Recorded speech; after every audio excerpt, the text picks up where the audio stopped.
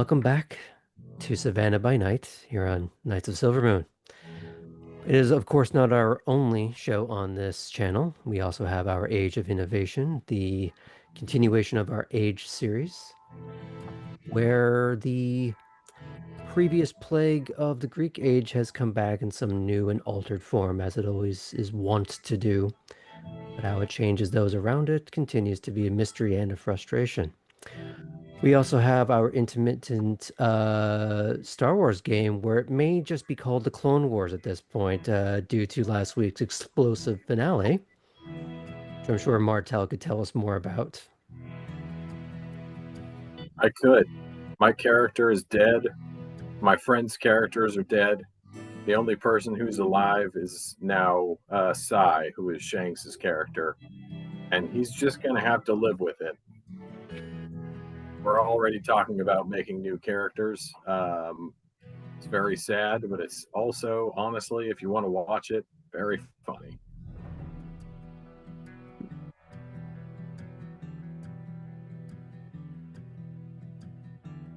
Oh boy.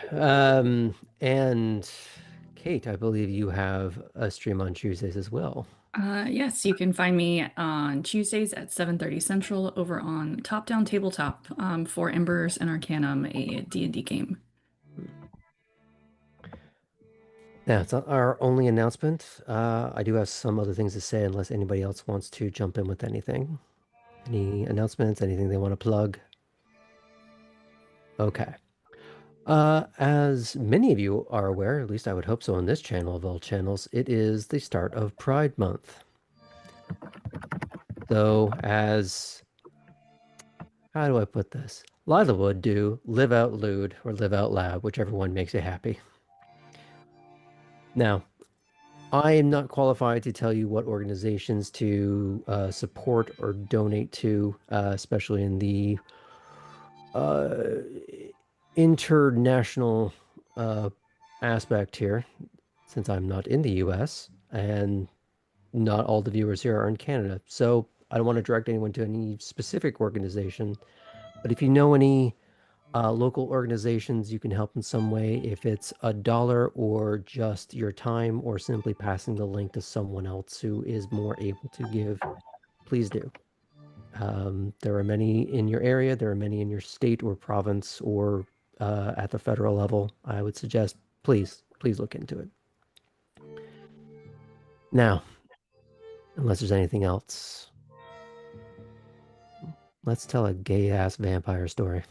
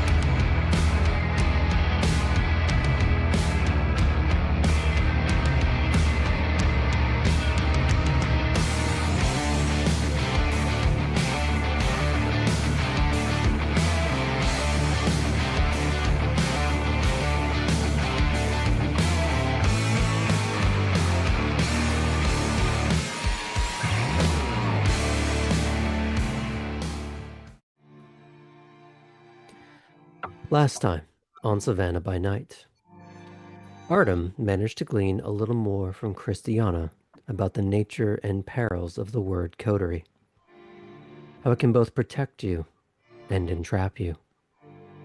In asking further about what she wants, all she managed to say was that she will never have it.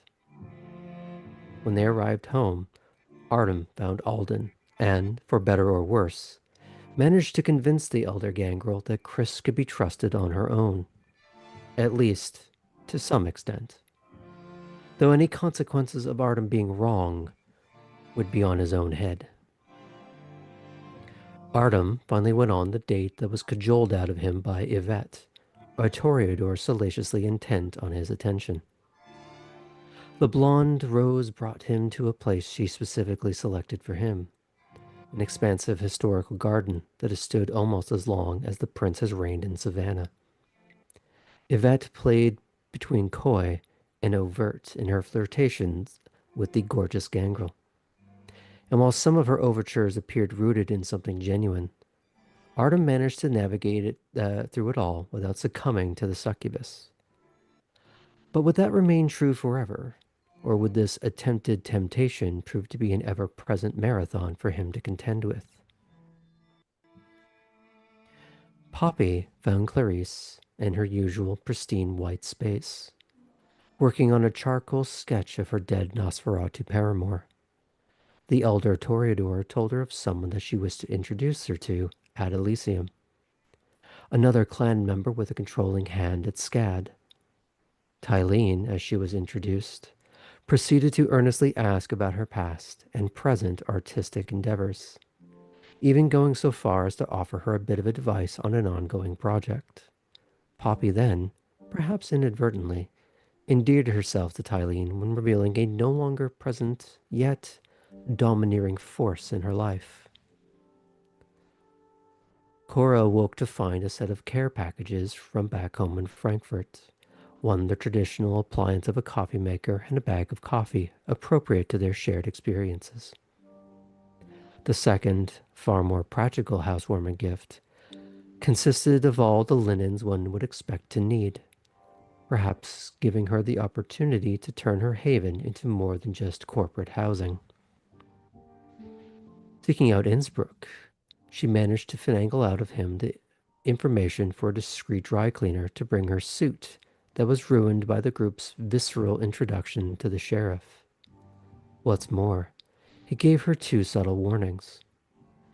If one's hunger reaches a desperate enough state, even the weak old dry droplets of blood on a piece of cloth might just drive someone to a ferocious frenzy.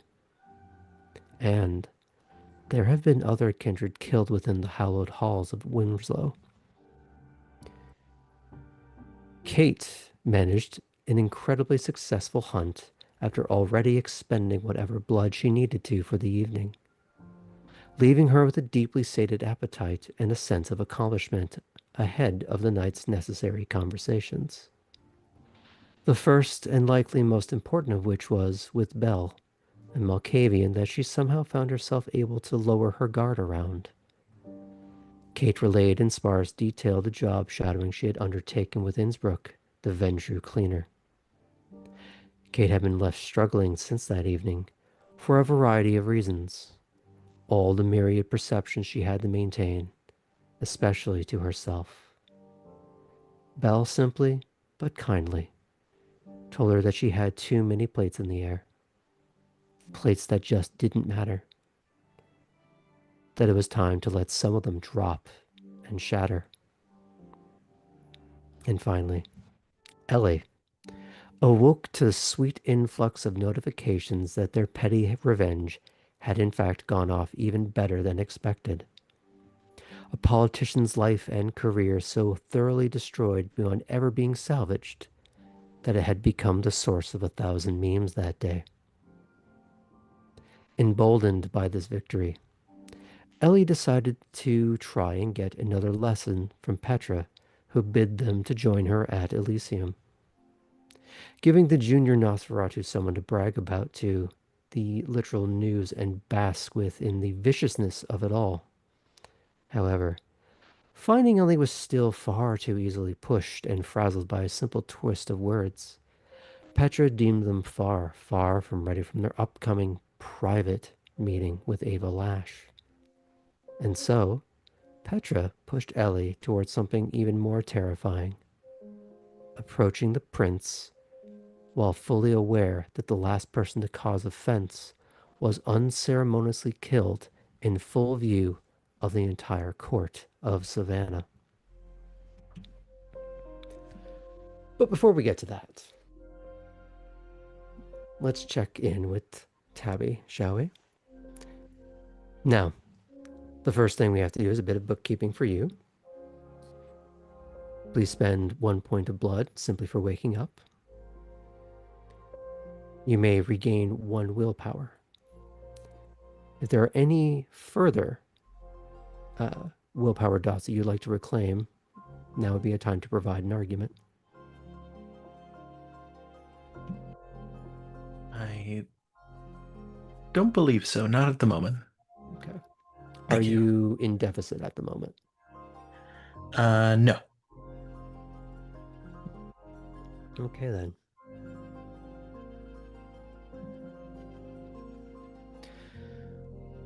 Now, you'd been given 2 tasks interrelated to one another. One was to practice with the chains and locks, a Gordian knot of larceny that you were meant to master piece by piece. The other was to somehow get a hold of Edward Hezekiah, someone involved in the upcoming heist, of which you know very little about. You had also, from your own self-direction, gathered up a bag of exsanguinated rats that you had planned to gift to someone. So, which order would you like to start tackling this?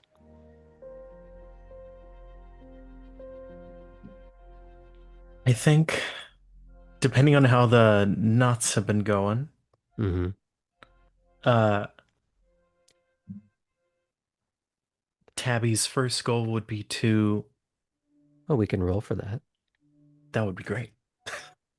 Now, as discussed, you now have a -1 modifier for any time you're doing lockpicking. However, continuous botching may destroy the set that's giving you this modifier. So, for your sake, I'm hoping this works out. So we're going to be rolling out of 5. All right. The dexterity and Larceny. larceny. If you I have think- celerity, I do not. okay. If you want to spend blood to increase your dexterity. That would be an excellent idea. Hmm. Tabby's a little thirsty, but it will be worth it. So, adding a dice. Yes. Okay.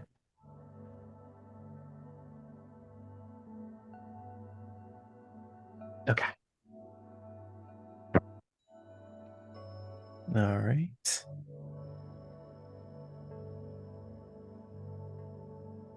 Four successes. 4. Okay. You're making reasonable progress. Oh, wait, -1 modifier. Let's assume it's more like 3. -1 meaning it's a difficulty of 5 as opposed to 6. Oh. Oh, gotcha. I assumed that was a harmful modifier. No. Yes, great. You So yeah, have 4. good lock picks instead of the really crappy ones. Then yes, 4. So 4. Okay. You're making progress. Maybe it's because of the better tools or simply the confidence of having proper tools, creating that, for once, positive feedback loop. You're not destroying this tangled nest of chains and locks just yet, but you are taking it apart piece by piece, finding some of it is beginning to loosen from itself. If you were to keep chipping away at this over the next few nights or the week, you will eventually retrieve the individual strands of chain the collection of opened locks. But for a first night sitting down with this, you've done well. The only thing that may place a small pall on it, however, is that no one got to see it. However, That's all right. despite you being alone in your room,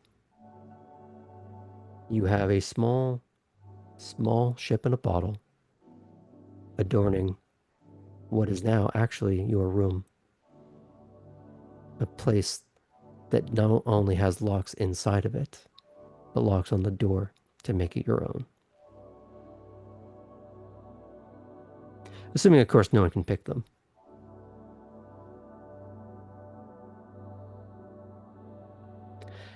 So that's attempted, practiced, and to a reasonable extent for the time being accomplished. What are you doing now? She's got a bag of exsanguinated rats, but those will keep as well as anything that will go where she's thinking she'll taken them. So Mm. she, I would suggest if your plan is to go anywhere fancy, not to bring the no, she's bag going of to stank leave with you. those on the floor. Mm. Okay. She'll put them in one of the corners of her room. Well, finding new and interesting ways to adorn your abode, but go on. Beanbag. And we'll think of how the best way to find this Hezekiah individual that she was told to. You would And have his number. oh, that's right. It's on the cell phone.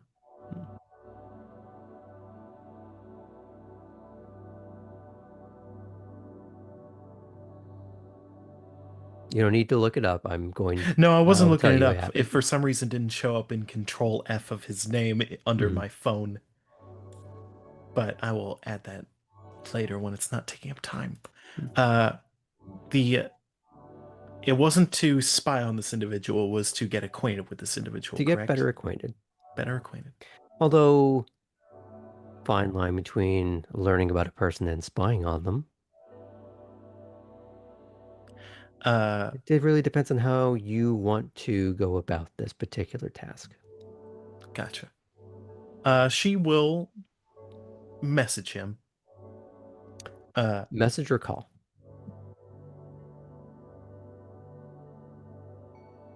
We'll message first. Okay. What do you send him? Hello, Mr. Hezekiah. This is Tabby Morn. I was wondering if you will be. Gosh, she's learning the right lingo. Would you be at town hall tonight? Hmm. Well done. Above table, she's trying to think of Elysium. She has none. I like the euphemism. It's pretty good. But you do know you can say Wormslow, at least. It's just you want to avoid the word Elysium. Right. So you get back a few moments later. I could be.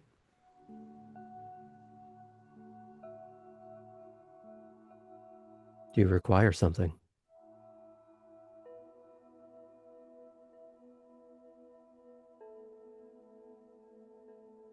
Excellent. If it is not too much trouble, I would love to borrow a little bit of your time to more formally introduce myself and pick your brain.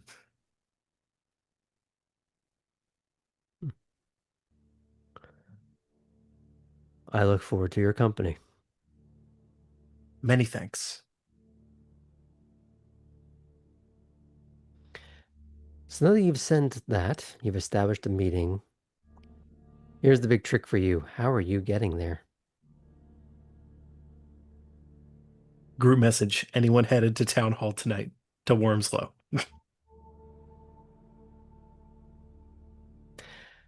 I would say at this point in the evening, because we have to play a little bit of time logic here. We're gonna say Artem is on his date, and I believe at least two of you would probably be in the middle of feeding right now. And so we're not doing any major retcons. Everyone is already at Elysium. So we can shortcut that to being you're not gonna be able to get a ride from them right now. So you're gonna have to find another way. And it takes a real long time to even go the avenues of shortcuts under. Oh yeah. And you don't know the exact route. And you know that there are complications from the fact that it is an island. You don't quite know how they're all pulling that off. You know some of them drive there. But you don't know any other tricks. Messaging Lila. Hey Lila, is there some trick to getting around without a car?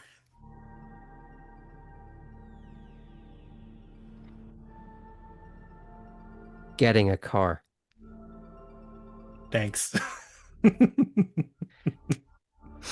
Where are you right now? Home. Come find me. Thanks. And leaving the new beanbag that is only going to be there for a little bit will That's a head to- new permanent fixture in this room, isn't it? She'll get rid of it, she swears. Now, above the table, just have we experience something called executive dysfunction? Definitely to some degree. Yeah, okay. So that's going to be there next to these The longer moldy she leaves milk. it there, the more it'll actually become like a beanbag.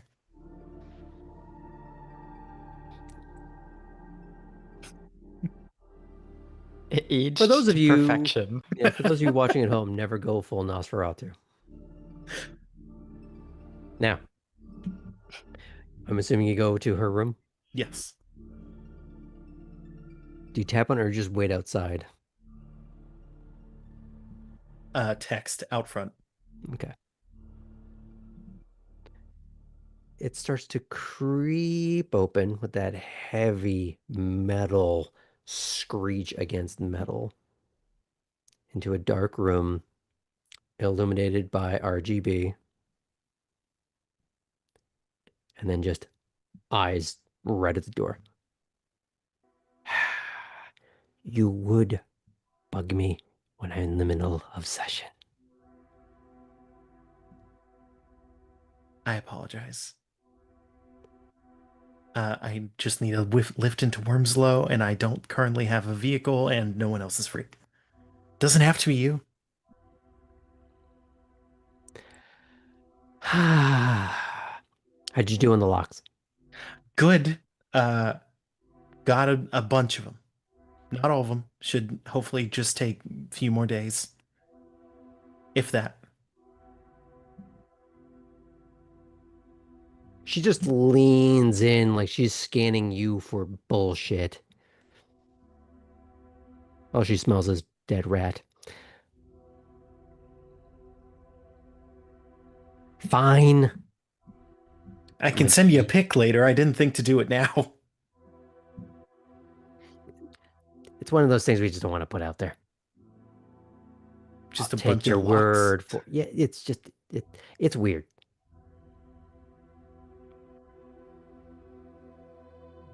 Like that's the kind of picture that people put up as Exhibit A.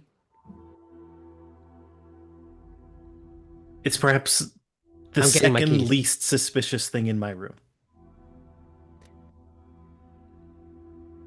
She comes out with her keys, and she is throwing a leather jacket onto like a very silky nightgown.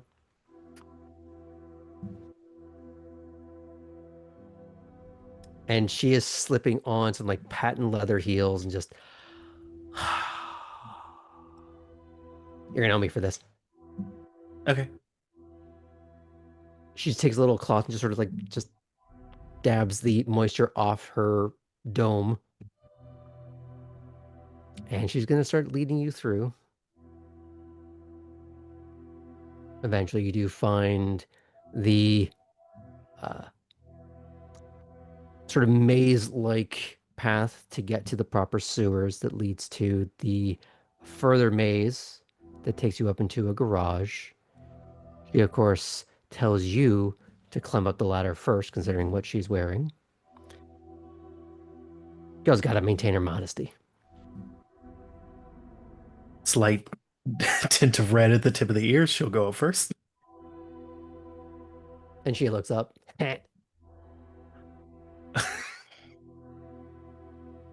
More red. She'll keep going without saying anything. And when she gets into the car, sunglasses on, but down just so she can see over the rim. Buckle up, bitch. And off you go. Yeah, there's some G-force. Now, we'll pick back up with that mess in a little bit. Because we're going to pick up with a different one right now. Kate. All of us anticipating who is going to be called Who the is next that? miss. It's my turn.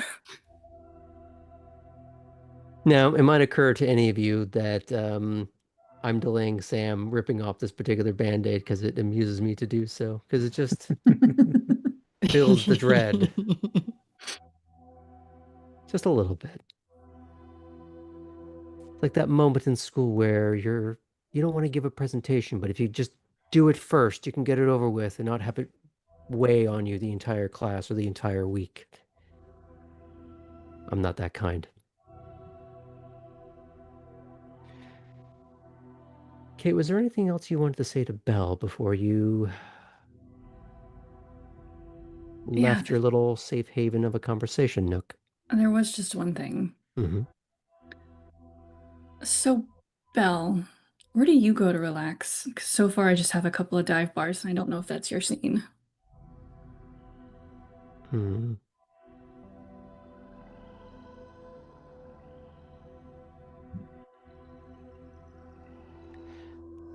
She does kind of space off for a little bit, trying to think about how to say it. It's almost like the question caught her off guard.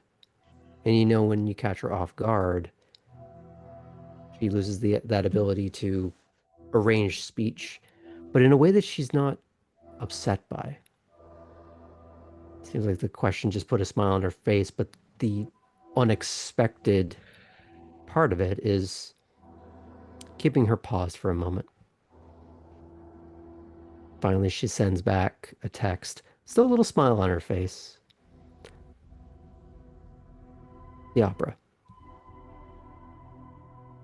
They have that here.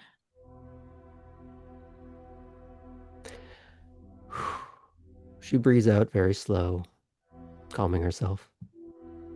Seasonal. It's not Broadway, but it's nice. Calming. You'll have to let me know if there's anything coming up. She does look away for a moment, thinking, there's one next week. If you'd be amenable to company, I'd love to join you. She smiles at that. I'll see if I can get extra tickets. If you can, I won't be offended, but I think it'd be nice to go.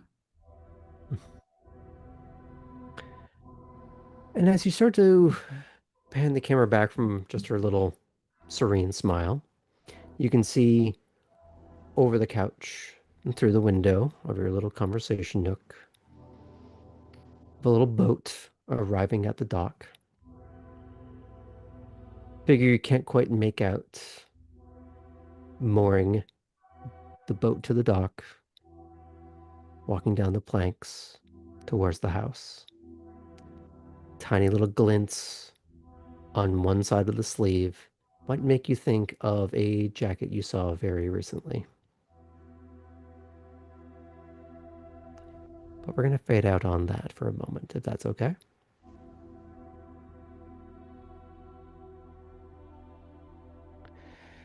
Ellie.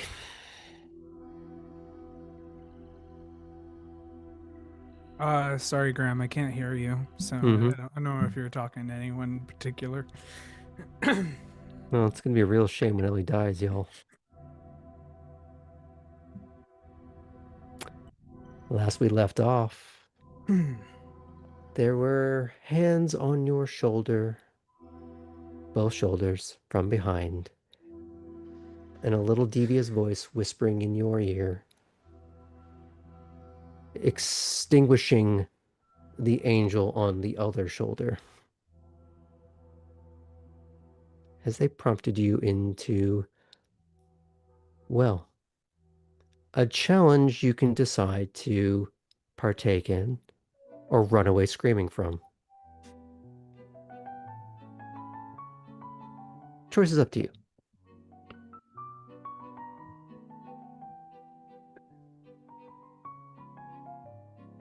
How many respect points do I lose if I run away screaming? All of them. Great. I feel like Ellie like stares for a little bit. And your whole then body goes rigor mortis for a moment. rigor mortis for a second, and then Ellie kind of like turns to Petra and goes, "Do you have any conversation topics in mind when I just show up to the prince?"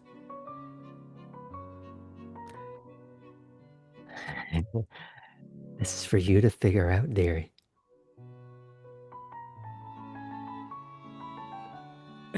I give you the challenge. You figure out how to accomplish it.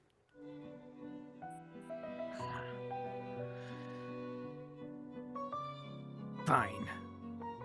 And Ellie like mentally measures the amount of time it will take to like walk a reasonable pace to the prince, and giving that time of like, okay, this is how much time I have to think of something before I just stare at him.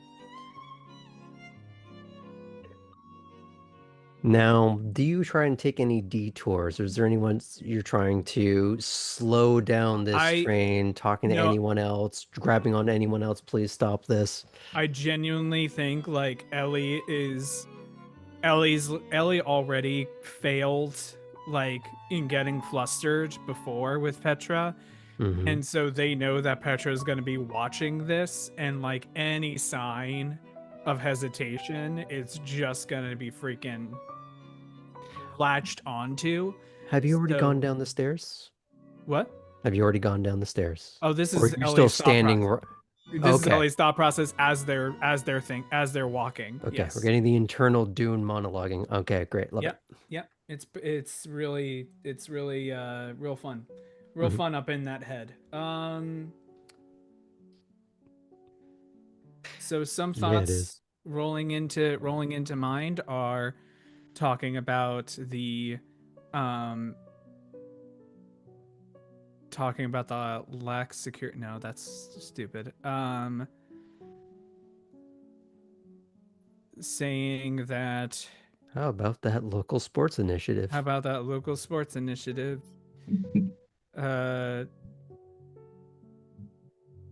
Haven't been. Could talk about my uses, but then I'm not sure if the prince already might be made aware of my uses.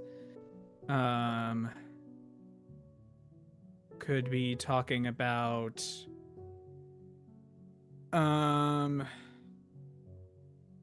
yeah, ask him about the weather. That'll be a great one.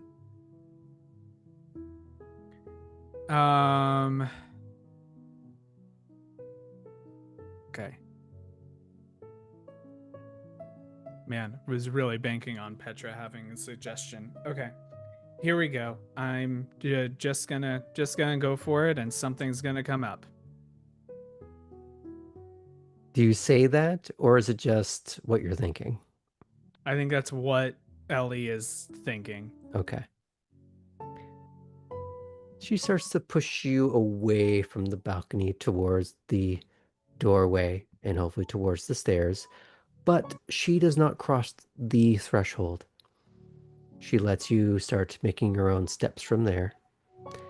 She returns to the balcony. She leans forward and takes out little, well, opera glasses so she could watch the proceedings that much closer.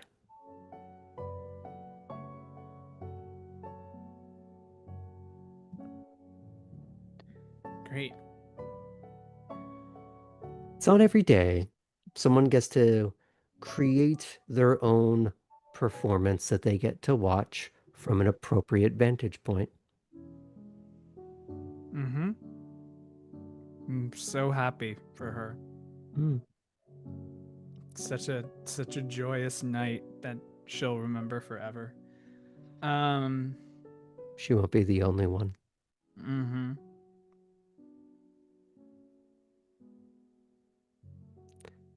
Oh.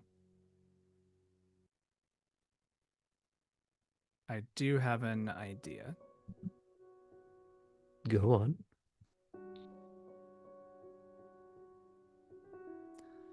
I feel like I'm aware that but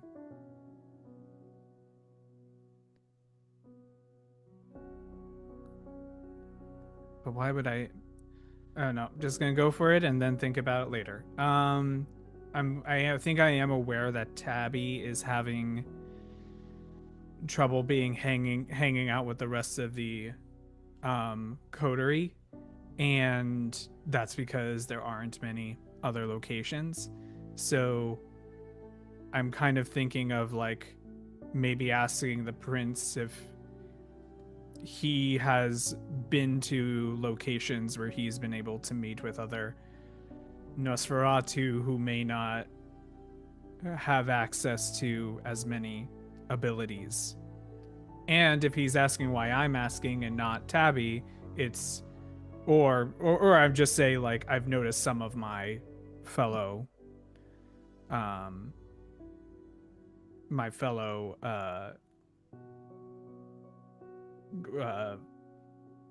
my fellow group can't really access it. Interesting talk. Let's see in what direction it actually goes in. Yeah, great. So you start filtering your way through the crowd. Yeah, so basically, Ellie basically tries to look as direct but non-urgent as possible, as if it's like, you know, not a like An clear arc they in know where his they're going. direction, not a beeline. Yeah, exactly. So are you trying to take into consideration anyone else who might be around? Or are you simply just trying to create a soft delay? How aware of your surroundings are you right now? Oh, I think Ellie's trying to be aware of their surroundings mostly because they don't want to just walk up to the prince and find out there's actually a line of 5 people that were waiting.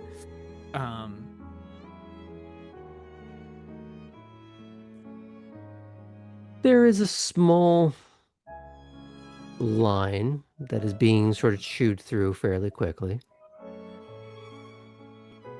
It doesn't seem to be that kind of serious court business evening. You overhear a few things where it's just passing along an invitation to something they'd like him at, or asking for confirmation on parts of town where they are trying to get something going. Very small, very businesslike, nothing terribly tasty.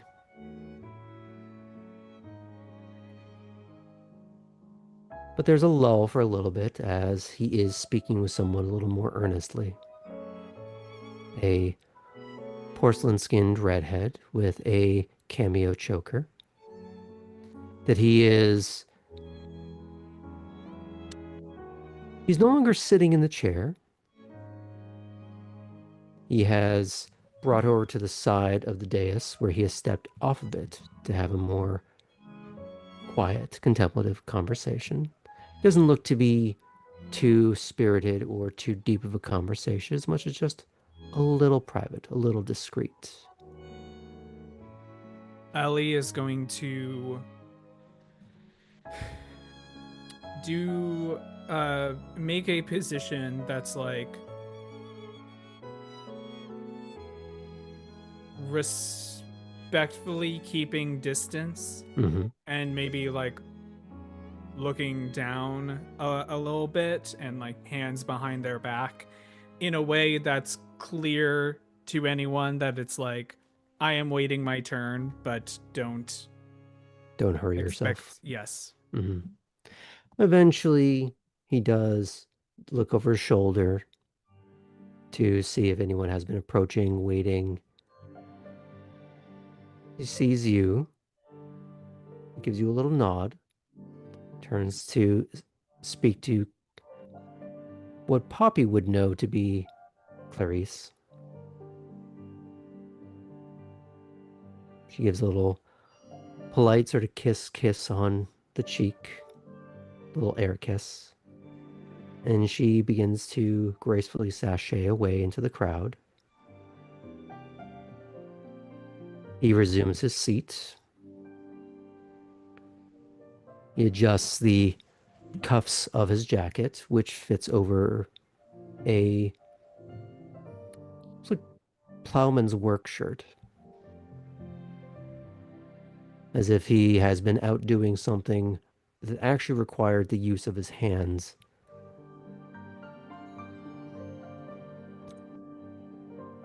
He looks at you for a moment as if searching for your name in some sort of mind palace. Ellie, was it? That is correct, my prince. What brings you to court tonight?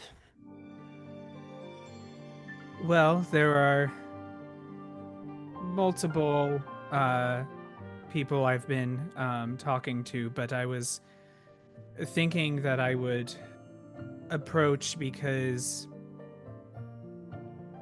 I suppose I'll start out with a question. Do you, beyond here, tend to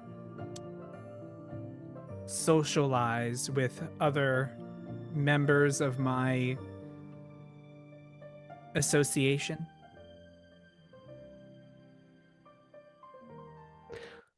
What's the purpose of the question? Well, I have been speaking to some of my fellow associates, and not all of them have. Well, they've been interacting with other members of other clans, and they have difficulty being able to interact with them outside of very secluded places because of their lack of skill in subterfuge. And they give an example by doing a quick change. I would tell you now. Yes, that would be a bad thing. Yeah. So Ellie This is where it's a moment of above the Yeah. table, using your words, not what Ellie will do show and instead, tell is not a good thing here. Yeah, what Ellie will do instead is actually do the like will show with their hands like The pantomime. the pantomime of Mhm. of it. Unfortunately, the necessity of the masquerade requires them to either be good at that particular skill or not put themselves in the eyes of kine. This is unavoidable. Yes, I was fearing that would be the answer. Because I imagine it's been difficult for some others of my kind to be able to make interactions as a result of that, but it seems to be a unfortunate circumstance of the masquerade on that front.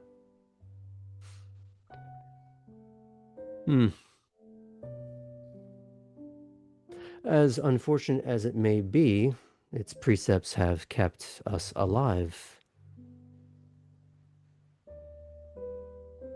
Yes, I agree. I was merely seeing if there was another way around it, or if I might have to see who I can train to start being able to get that ability. And I thought one of the best persons to ask would be someone who maybe has had times to interact with others of my kind as well. And in such a long history, too. There is a smile that does not reach his eyes. Really need the smiles to reach people's eyes. That really, there's a lot of them that don't. You get the impression, I would say, that the flattery is cute, but it may not be landing the way you want. Great. I'll give you for free that he's not insulted. Yeah, I was like, put in notes, never ask a vampire their age. Got it. It's more a case of excessive flattery doesn't always work the way you want it to.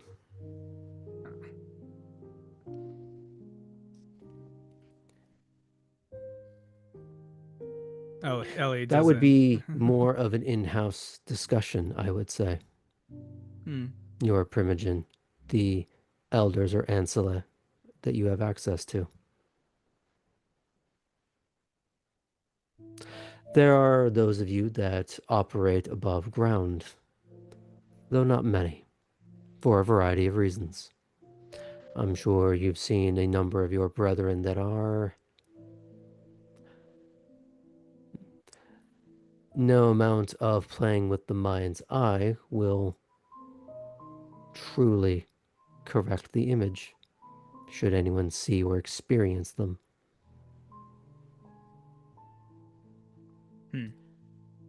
So the shadows, or establishments you acquire on your own. But this is why Wormslow exists. A place for us all to exist out in the open. Not just within the halls, but on the grounds itself. A rarity, even among Elysia. And I, as many others, appreciate that we have this space to do so. Is there anything else you would ask of me while you have my attention?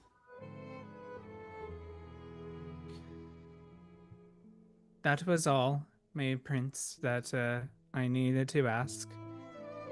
I know it has been a while since I have been introduced, and I have been making more connections and establishing more skills during my time here. So I know we have many people in this field, but if you do need someone who's good with a computer, can always just give me a call or send someone else to give me a call. Well, such an offer may be of use at some point. Thank you. You're welcome.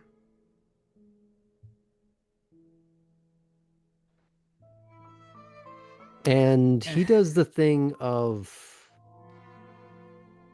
imagine something that was animated settling back down into granite.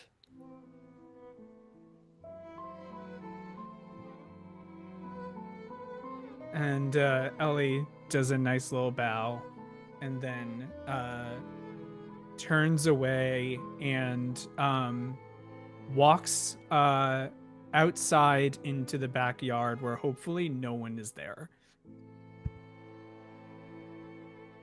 Oh no, wait.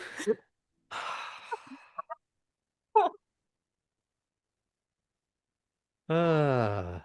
Oh no. You've activated his trap card. I'm If you so thought- happy right now. If you thought the prince was the landmine here, you haven't been paying attention.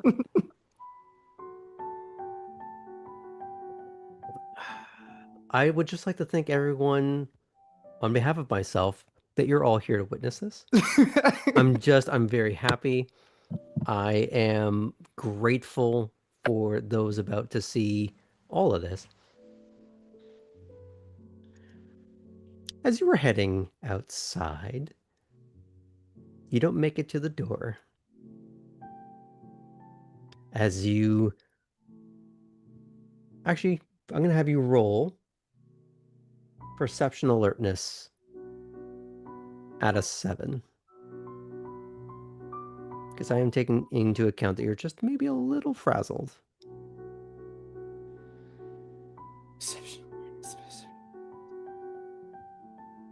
I get my You got sheet this, out. babe.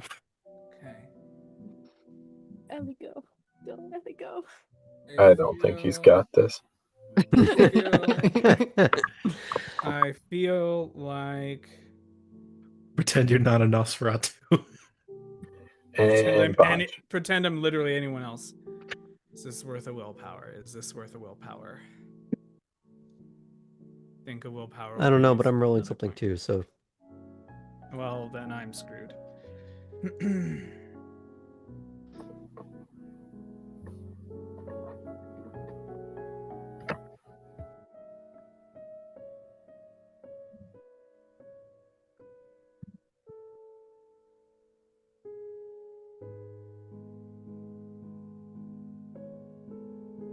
3 successes.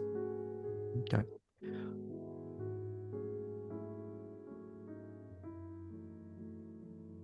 Oop, that's not what I wanted.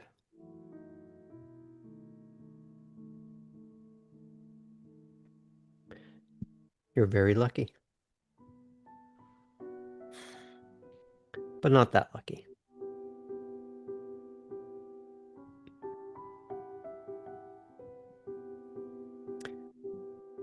You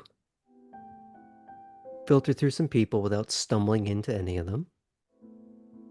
As if reversing your parabolic trajectory through the room. Sidestepping, almost dance-stepping around some people. For a moment, it might feel as though you are in a dim nightclub. Each step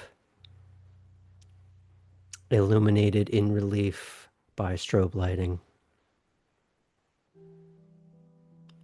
Panic rising in your chest.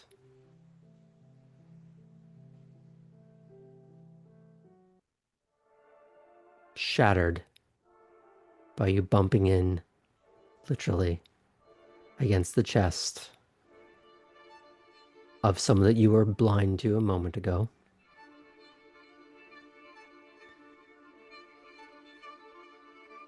Your first blink back into reality. The row of metal studs on leather. And a wild, billowing tangle of curls. Freshly windswept. Hi, Ellie. What's wrong? You look scared for some reason.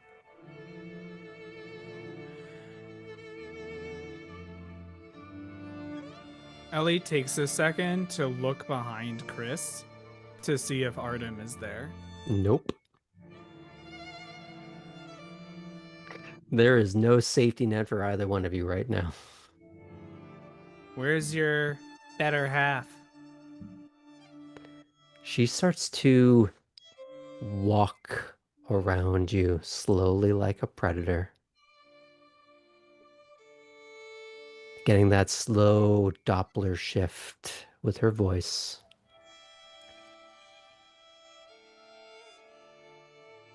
Why? Do you want his number? I'm just wondering who decided to let you off the leash. And that's when the steps stop. And her teeth are very close to your ear.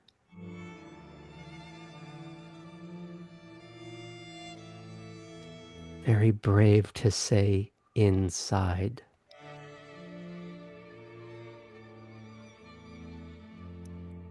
Would you want to go for a walk?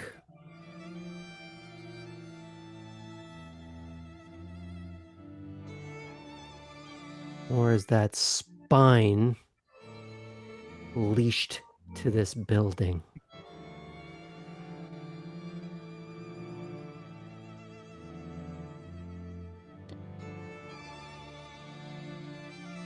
Careful.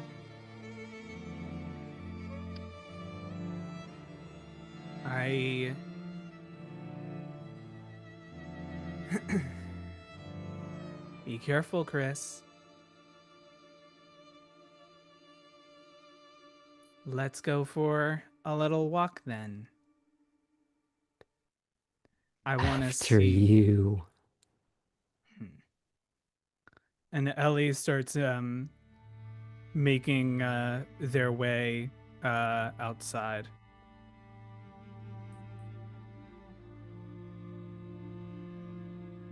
So let's fade out on that for a moment.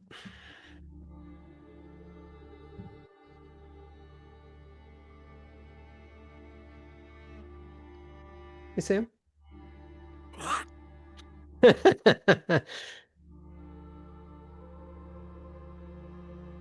Lovely. Now let's check in with Cora. You had just put your bag in the car, Yes, I did. and you were trying to find Leland for your session. Ah, of course. Yeah. You send him a ping, and he meets you at the base of the stairwell in the lobby. He brings you upstairs, finding another, not quite the same nook that Kate and Belle occupied earlier, but something similar. You know that the vast majority of space within Wormslow is meant for little parlors and saloons and other versions of a sitting arrangement. He finds a little bit more secluded, as you noticed earlier when you arrived. It's not a very busy night, but it's also not a slow one. Oh, please. Have a seat where you please. Of course, sure. I think Cora sat on the couch last time, but she's going to go ahead and have a seat on one of the chairs this time. Just sort of cross her legs.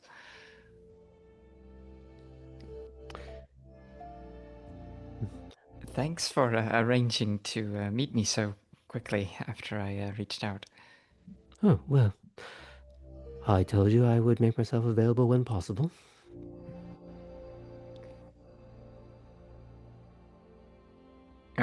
Right. So anyway, should we just get started or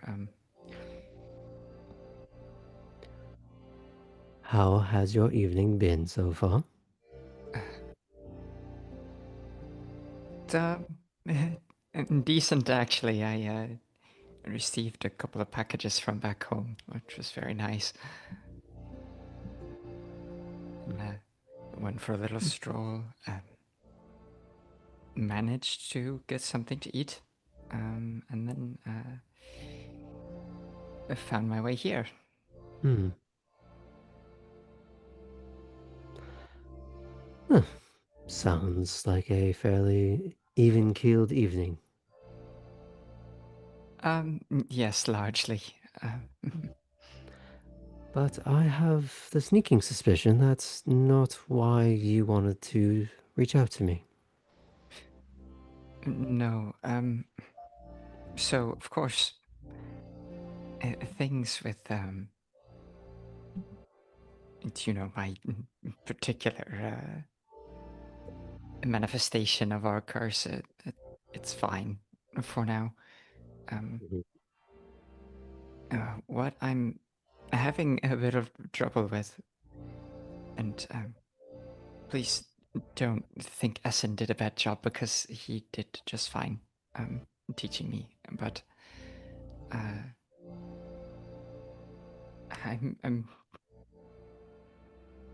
I guess having a bit of hesitation when it comes to getting something to eat. Hmm. And it feels very good, of course, when I do, but I just I'm finding some of the more casual sorts of encounters that are necessary to make sure that you're well fed. Not always so easy for me emotionally. Hmm. Well, I suppose a great many hurdles in your first years are simply coming to grips with the needs-must mentality. Mm. We live in complicated shades of gray.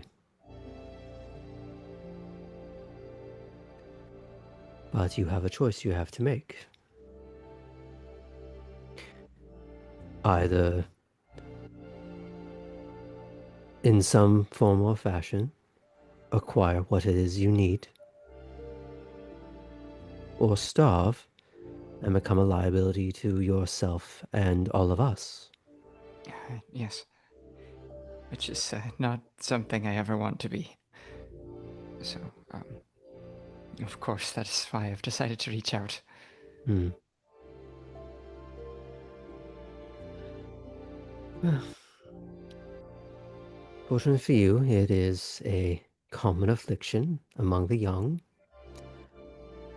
and occasionally something that, as people play jump rope with their morality as they get older, they still struggle with. Truth be told, if they didn't struggle at all, I would question whether or not they were sane enough to exist among us. Hmm. Yeah.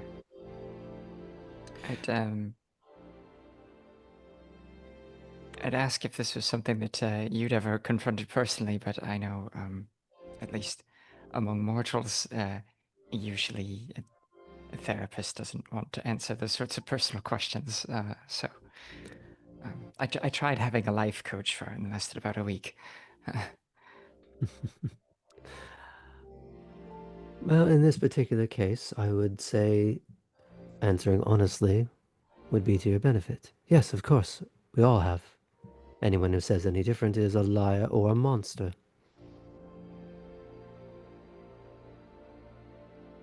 It's I think for me, some of the trouble with it is, well, I don't know exactly, which I mean, I guess that's why I'm here, trying to sort of talk it out. But Well, let's start with why you're having the issue. sure. How has Well, it come up?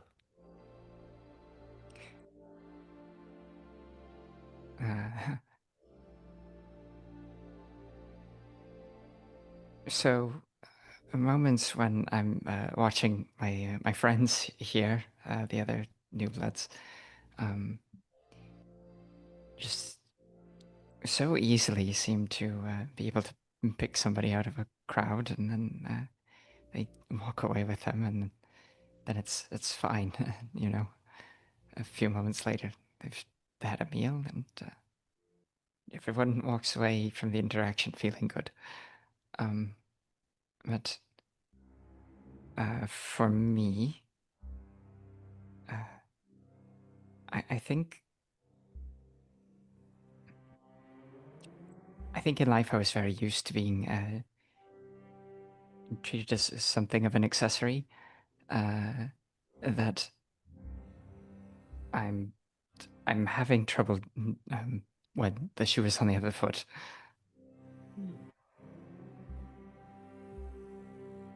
Hmm. In Germany, there was a girl that I met early on, who became a steady feed, and if ever I was running a little low, there was always something at home that I could have. So I really didn't run into many problems. I think. The reason why is because, and this of course is no slight on you or Essen, you, apologies, were a bit pampered.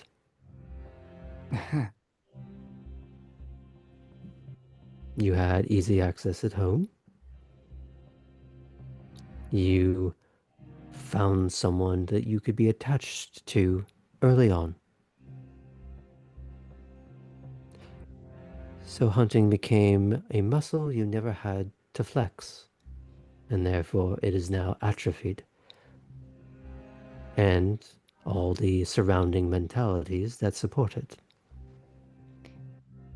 Right. But you have been doing a bit of feeding, a bit of hunting since you've been here, yes? Sure. But the hurdle is still there. That's right. Mm. You know, I don't want to go hungry, so I'm not going to let that happen. But now I'm going to give you a few suggestions. They are not necessarily serious suggestions, merely things I know people do, have done, sometimes rely upon, but is not their mainstay. But it is an avenue. okay, I'm all ears. Well, there is the always popular meeting people at nightclubs. Dim lights, dark corners, hormones flying around the room. Makes for an easy time. There are more what has charmingly been called alley cats, who get into little brawls with would-be thugs on the street and exact street justice in a few ways. If this last little bit of time we spent at the classroom together is any indication, maybe that's not quite the right way for me to do things. Is that something she says or just thinks about real loud? I think she'll go ahead and say that out loud. Well, perhaps it just means you need to get a bit better at it, or that will never quite be your, well, milieu. But at the same time, good to have that particular skill in your back pocket for when desperate times arise, and they will. The longer you live, the more the law of averages plays against you. As safe as you may play things, circumstances will conspire. Better to paint the world in a broader palette than a single color. With that, Cora thinks of the just cascade of colors that she got to see driving down the lane to Wormslow as all the seasons I'm unfolded. so glad, because that's exactly what I was trying to do.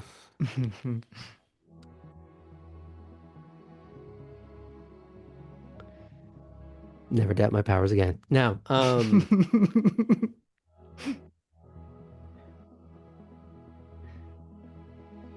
I understand the discomfort, the distaste, but it's one of those things that gets easier the more you do it. The question is whether or not you can force yourself to do it those first few times to get over the culture shock, I suppose. Sure. An angle, but has its own risks. Take a friend. Perhaps one of your fellow neonates that you are more comfortable with, or an Ansela that you are feeling as though could look out for you. Though, going with an Ansela or an Elder, God forbid, could leave them having you in their pocket. Right.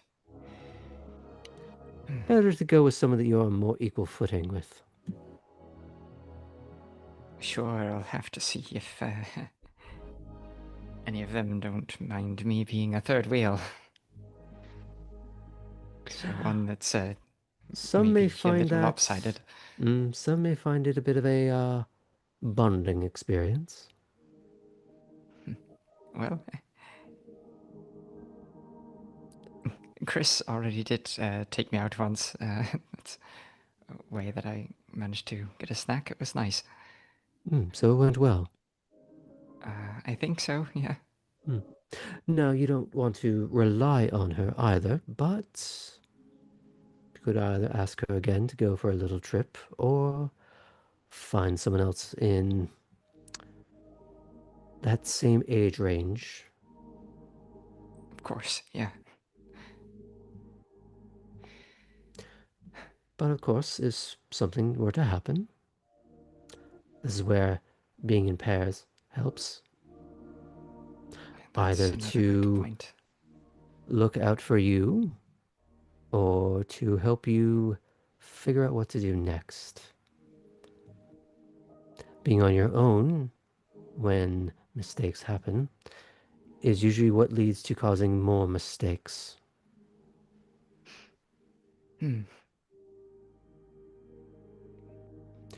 Causing one mistake and having the sobriety to correct it properly, or be smart enough to call the correct people right away instead of causing more problems by covering it up badly.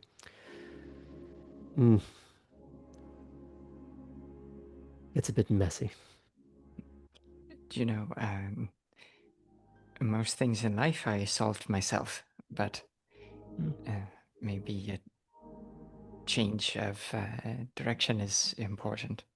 Self-reliance is good, even the goal. But think of this more as having friend-shaped training wheels. All right, that is that's Assuming, something of I can course, you do. even trust them.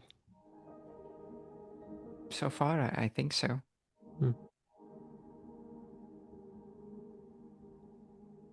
For your sake, that continues.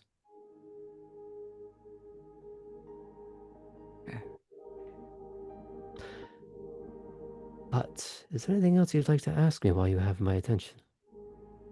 Goodness.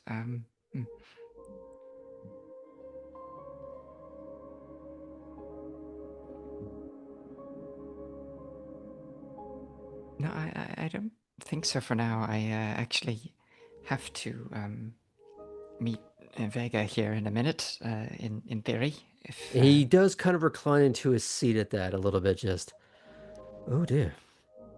Oh, no, it's nothing I've done, exactly.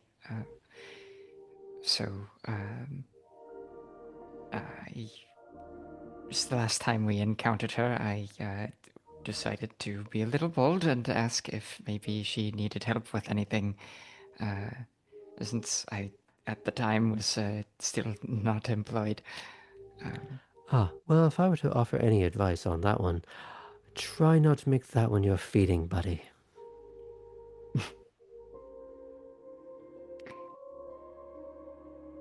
Any reason in particular other than the fact that she's the sheriff? I think that pretty much suffices as an explanation all on its own. Fair enough. Try not playing life on hard mode so much, Cora.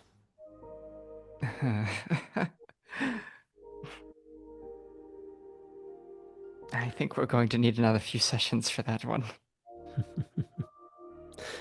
We'll get there. The beauty of having this much time is you have time to work on your problems if you are honest with it. Right.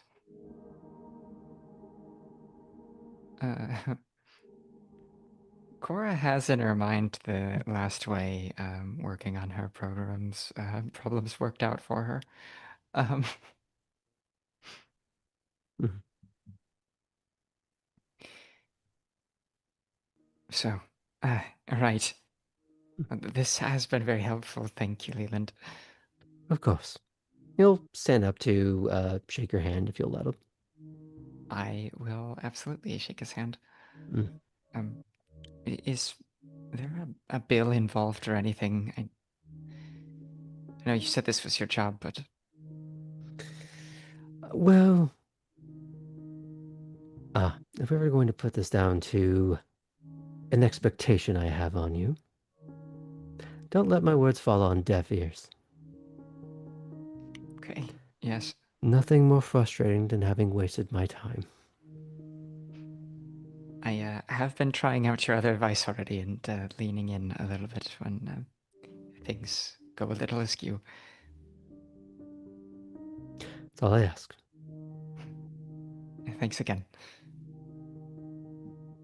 Gives you a little nod, and he gestures for you to step out first. I do so. As you are starting to walk along the upper floor, perhaps lost in a bit of thought, processing. Absolutely. Yeah. I'd say mid-thought. A little bit of that disembodied hola. Is she over my shoulder like last time? We'll find out when we come back to that. Because we're going to fade out and pop on over to Poppy. Now, where did we leave off with you? You had just talked with Tylene. Mm-hmm. Had you gone to have any other conversations? No, but she told me that connecting with Harlan might be a good call, Mhm. as he works with metal, and that might be something. Mm-hmm. But I hadn't stepped away from her yet. I discovered that my outfit was a fail, but she felt Wasn't the outfit. It was your modeling skills that needed a little bit of work. But great. that was before she had gotten the number from you, and you had Mhm. revealed a little bit of something personal, whether or not you meant to or not. But we can say that you had managed to walk away from that with the information you needed. Who else would you like to try and talk to or just watch at the moment? She has been thinking about Olivia ever since Cora mentioned Mm. the dream thing, and she's like kind of intrigued on an artistic level about meeting this person. I see. But on a more practical level, she now wants to meet what's his name? Harlan and Lachlan. Harlan so that she can work with him, Lachlan so that she will not. Mm. Yeah. Okay. Let me just look at my list here very, very quickly. Who's at the party today? Well, it's funny you say that. Oh no. You do find a few no-name neonates Mhm. interspersed throughout the crowd. As always, I like the idea that for every named NPC, there's about a half dozen anime-style cardboard cutouts, Great. little silhouettes. You find some of these filtered among Harlan, Lewis, Bobby, and a young man you're not familiar with. But they seem to be talking in casual terms. You can't quite make out what the conversation is, just friendly for all intents and purposes. Poppy will, if it seems casual enough that she could kind of slide in and maybe in a pause in the conversation go, Harlan, right? Poppy, right? Looking good? Yes. I don't think we've properly talked to each other at all. And hey, Bobby, I know you. Hi, Small. Hi there. And she's cooler than me. It's fine. Lewis, I also don't think that Poppy has had like a proper conversation with, but he's always with Harlan in the spaces that she's adjacent to. I feel like he's been pointed out. Maybe the name's been filtered to her, but maybe not a proper introduction. Then she'll extend a hand as well to Lewis and say, "Hi, Poppy. It's nice to officially meet you." Oh, hi. And hi. Very politely shakes your hand, and Harlan looks over at the other gentleman that's in the group. He goes, "Oh, this here's Paul." Paul, nice to meet you, Paul. And he kind of actually like sits up just a little bit, trying to straighten his jacket just before reaching out to shake your hand. Oh, pleasure to meet you. What kind of jacket is he wearing? It is almost like a TA's corduroy jacket with the leather patches. Okay.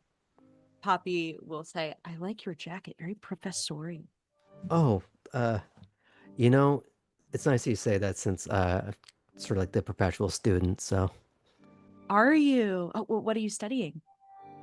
And he kind of pays a very nervous glance over to Harlan and goes, "You fucking did this to yourself, champ." Are you a student of life or an actual student? Thaumaturgy. Thaumaturgy. That's incredible. Okay. I see you. That's awesome. And he doesn't really quite know how to stand now.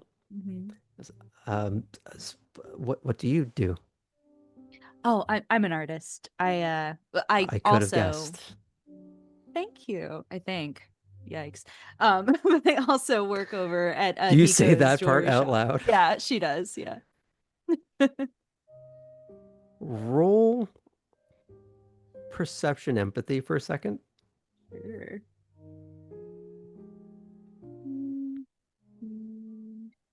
5 dice. Let's go. 1, 1. But all of these are. Oh, no. 2 4s. Okay. I have a 1 that's going to cancel out the nice number. So I got 1 success. Okay. What I'll give you is that something in your back and forth had made him feel a little self-confident. There's this little bit of self-esteem that you had given him. Great. And then you extinguished it. Oh, oops. Maybe. That's fine. It's fine. He's whatever. I'm not here to talk to him. So Harlan, I have this totally. Well so done. Harlan, I have this like project, and I was told that you are quite the metal worker. You know, I have had many things hurled at me as accusations over the years, but never one quite as true.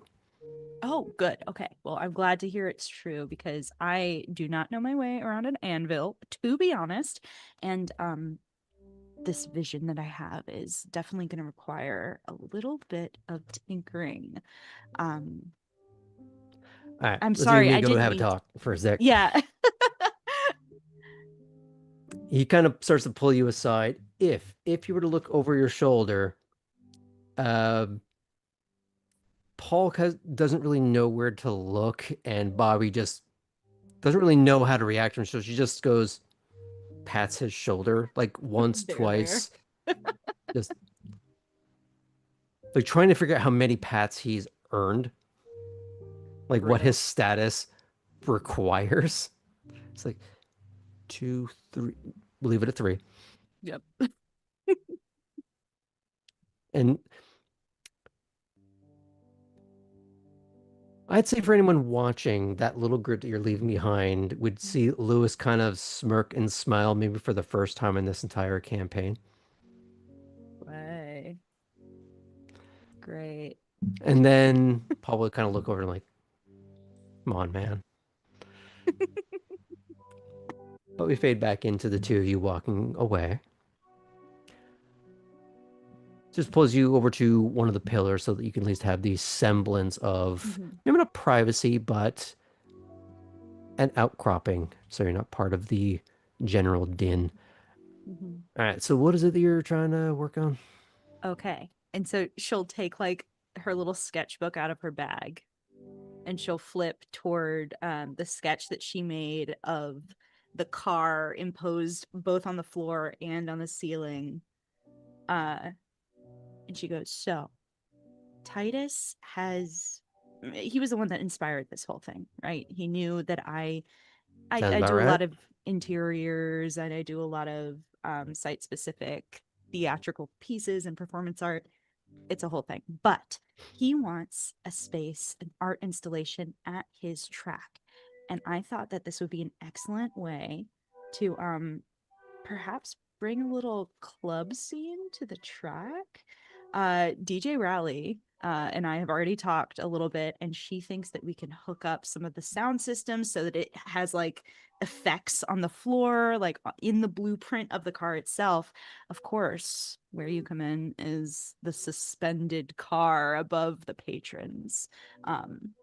And I was wondering if is this something you're interested in? I know this is not like, beautiful modern art. Oh, okay. You had me at putting a wrecked up death trap as a death trap above a crowd. Incredible. Okay. I'm so glad. I'm so glad. I gotta think about how that's gonna work. I have some ideas. I've done not quite something like that, but I know where to start. Amazing. What is your work normally like? He's gonna take out his phone. He'll show you a few pictures. Some of them are the usual expected metal abstracts. Some of them look like they're cobbled together from scraps to create a shape. Okay. Some of them are like, using detritus to create a very ethereal angel.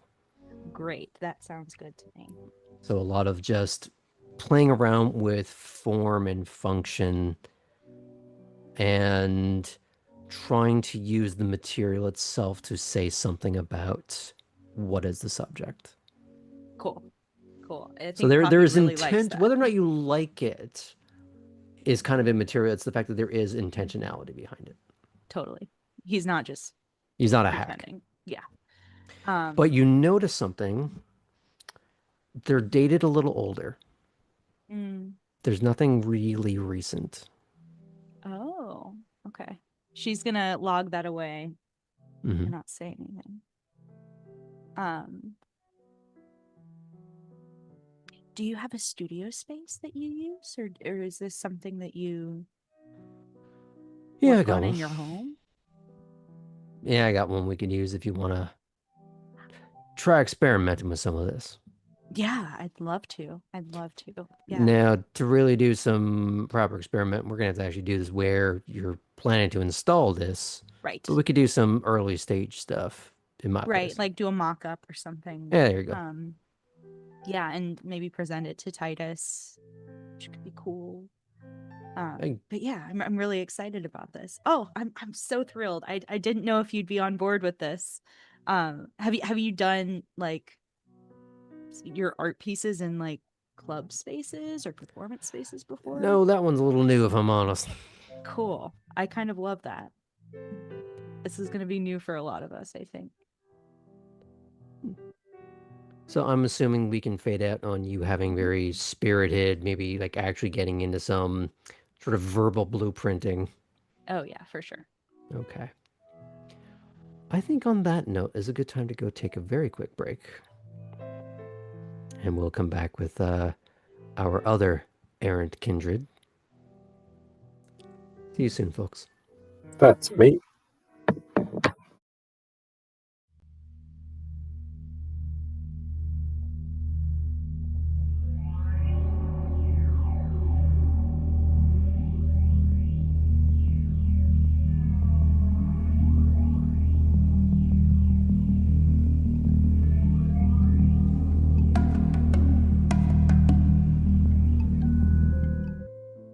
Welcome back to Savannah by Night, where we rejoin our Neonates at,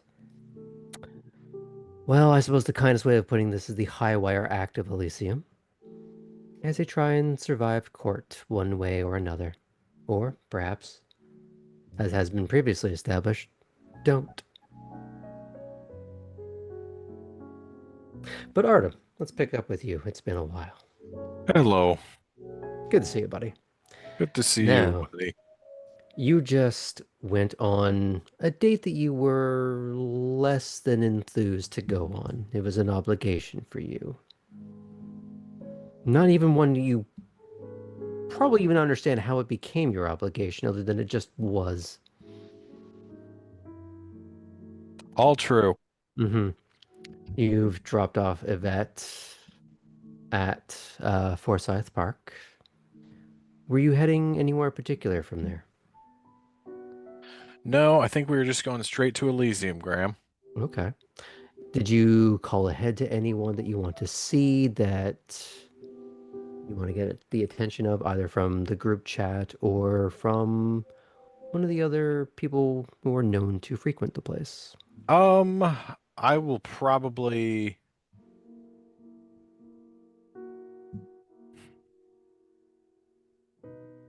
I'm gonna message Chris, and I'm gonna say, mission failed successfully. And then I'm going to message, I want to message Kate, and I'm going to say, if you have time later in the evening, I wouldn't mind a conversation.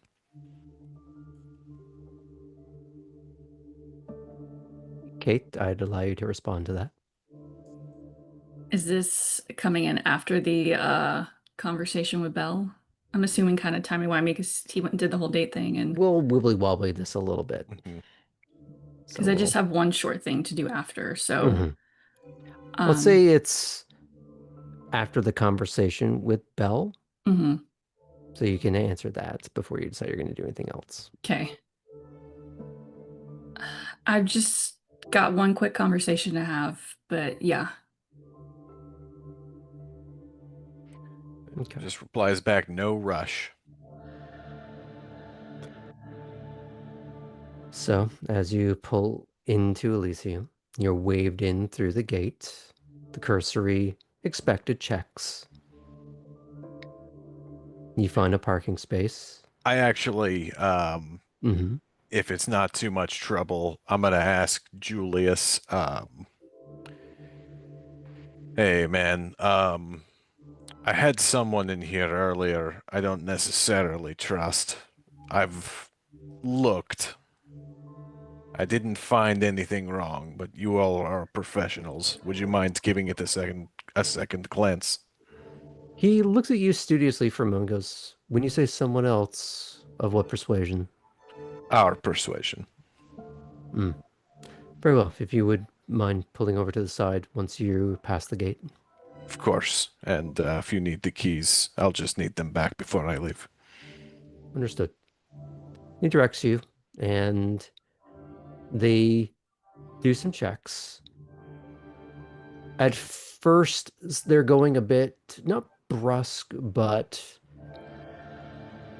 as if they are, not careless.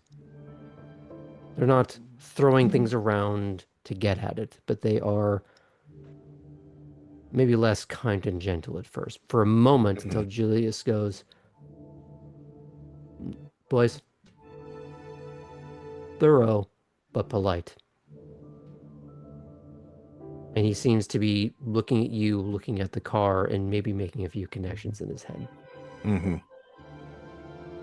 And they look at him, get a little bit of a confused, furrowed brow, but they go about exactly what was required of them.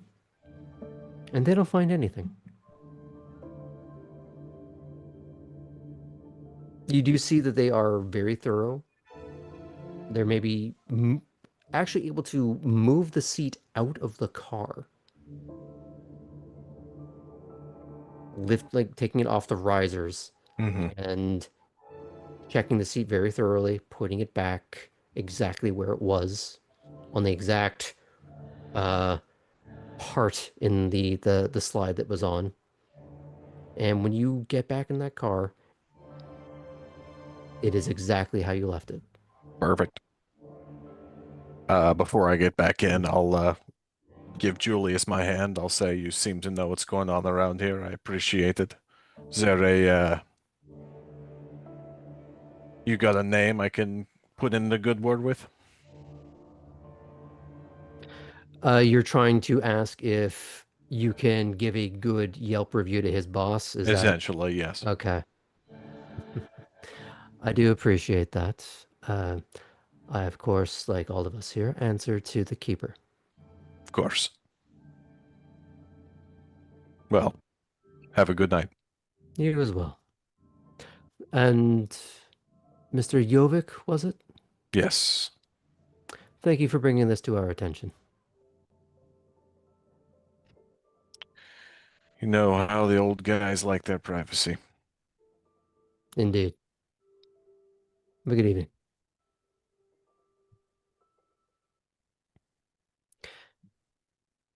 Now that was unexpected. Nice. Now I'm sure that might be somewhere on the cork board of how Artem has felt about the night, but we can discuss that later.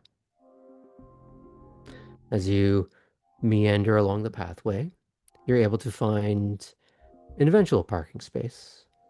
Relatively easy. It's not a busy night, but it's not a slow one either. You're not parking next to the door, but you get an okay space. From there, what do you try to do? Now, I do want to get to Kate to have her little scene before she runs into you, but is there something you want to do before you meet up with her? Yeah, so two quick things. First of all, I've been forgetting about it, but I did take the advice that Mr. Atherton gave me to heart. So I have just a gym bag full of clothes that I can keep at Elysium, presumably, and have something to change into in case, I go hunting, I need to be presentable later, right? So I've got my gym bag. I'll take that in, see if Bruno needs to give it a once-over. If he does, great. If he doesn't, I'll just walk in. He doesn't, but he does call over someone else to do that. Okay. It's like his job is door. Mm-hmm. And he doesn't want to take his eyes off of that. Sure. And there's another presumed Elysium guard who takes you aside. He doesn't bring you into the house yet. You're not being barred from it, but it's a case of let's just take you aside for a moment along the outside of the house, so you're not obstructing traffic. And just a very quick once over. It's just, yeah, good to go. Yeah. It's just like, now mostly I know nice clothes, you're not sort actually of hiding anything, but right. I feel like Artem is refreshingly devoid of artifice. So I'm assuming you're trying to find Atherton. That's probably, yeah, I should do that too. Yes. Okay. You look around for a little bit, and as is fairly common, Mhm. as people are filtering in, he seems to find his way to you quickly. Whether or not you get into the main hall, up the stairs, he does find you eventually. Hmm. Ah, Mr. Yovik, how are we this evening? Mr. Atherton, we are doing quite well. If I may, your doorman, oh, it was Julius or Julian? Julius is the one that's at the Okay, gate. Bruno's the one at the yeah. door. Your man, Julius, has been a good, a big help for me tonight, so I wanted to give him his due. Ah, well, I am very pleased to hear that. I take great pride in the people in my employ, so it does me well to hear that they are doing a fantastic job. Well, then they are. You gave me some advice a couple of nights ago, and I have only just now been able to put it together. And he kind of shows him the bag. Where should I put this? This is just extra clothes. Ah, well, allow me. And he does lead you through a few of the hallways, a little more off to the side, but it looks like a coat check. Mhm. And there does seem to be a younger woman behind the counter where they do put a tag on it and they give you a corresponding number, like a little not quite a poker chip, but a little something with a number on it, something solid. Mhm. Now it is of course incumbent upon you to not lose that, Of course. but this is one of the services we like to provide just to keep things as, well, clean and easy as possible. Mhm. If there's Now, anything you need from me, of course, let me know. well, all I ask is this service is not abused, Yes. that no trouble is created for myself, the establishment, or this nice young lady. No plans on doing any of that. Oh, I would never expect any such problems to arise from you. I appreciate that. But yes, is there anything that I can help you with before you get on with your evening? I don't think so. Thank you very much. I just have a couple of minor things, and I'm either just going to socialize or just read tonight. Ah, well, if you need any recommendations, Lump may be able to provide a few sources. Sure. I don't know if you've met them yet. I don't think so. Ah, well, I'll let that happenstance take place as it does. Sounds good to me. Right. I am just going to touch back over to Tabby real quick. We'll get to Fulton in a moment. Tabby, you are riding shotgun with a strangely very well dressed Lila, although it seems more like well dressed for a fun night in. But she's accessorized in such a way that she's found a way. At the gate, they are stopped by, of course, Julius. They look at her. He looks at you. Ms. Morn, so good to see you again. I wish I could hear you, though. And you too, sir. She just waves at him, and they're waved on through. You trundle up the pathway, find a place to park. Is there anyone else that you're trying to get a hold of tonight before you trying to find Edward? Any of the group, any other NPCs? Sorry, just dropped my keyboard. Mm. It's all good. Uh, typically just seeing who else is here. I'm imagine Olsen is not here. Orson? Orson. No. Okay. Then she for sure might forget that she has the bag. But she at least left it at home, right? Oh, it's the crunchy bag. I don't think Lila would have let that into her car. No, probably not. In fact, it's a kindness that you're let in the car. Equal gross. Mm. Yeah, she will see if Hezekiah is there. Okay. Do you try to text him, call him, or do you just try to look around? She will message him. Mm-hmm. Okay. I have arrived and am wandering around. Where are you so that I can come to you? You get a text simply saying, meet me upstairs where we met the first time. Excellent. Thank you, sir.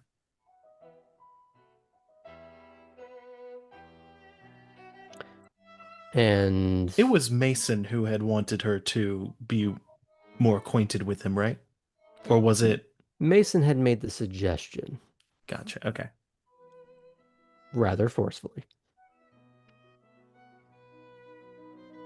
But as with everyone else, as you walk in, you do find, or rather are found by Atherton.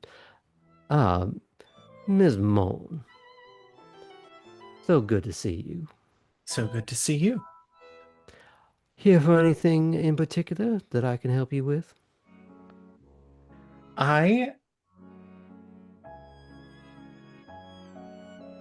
Yes and no. I do not wish to take up. I do not wish to take up any of your time whatsoever, and I will make this less meandering. But that said, the services that you provided for me and my fellow neonates, immeasurably helpful. Didn't have anything nearly as expansive and specific in Louisville. Didn't have like a fake ID going on there. And while I've not made as much use of that yet, it means a lot. And I would love to find more ways to make use of that, and or whatever small advice you'd be willing to give for those like me who are starting out and don't have much going for us yet. Don't have much in the way of not amenities, but stuff that keeps us secure and it's hard to sell oneself in such a well-established, amazing system that is going on here in this city when I'm perceiving myself as not having what most other kindred would have in already. Well, first, the services provided are, well, in terms of the ID and such, they're not provided by me or this establishment as much as it is housed within these walls. If you require more of those services, you'd have to speak more to Mr. Hezekiah. As for how else to get yourself better situated, well, I have it on a good authority that many of your kind are prone to taking what they need from places where no one will miss it.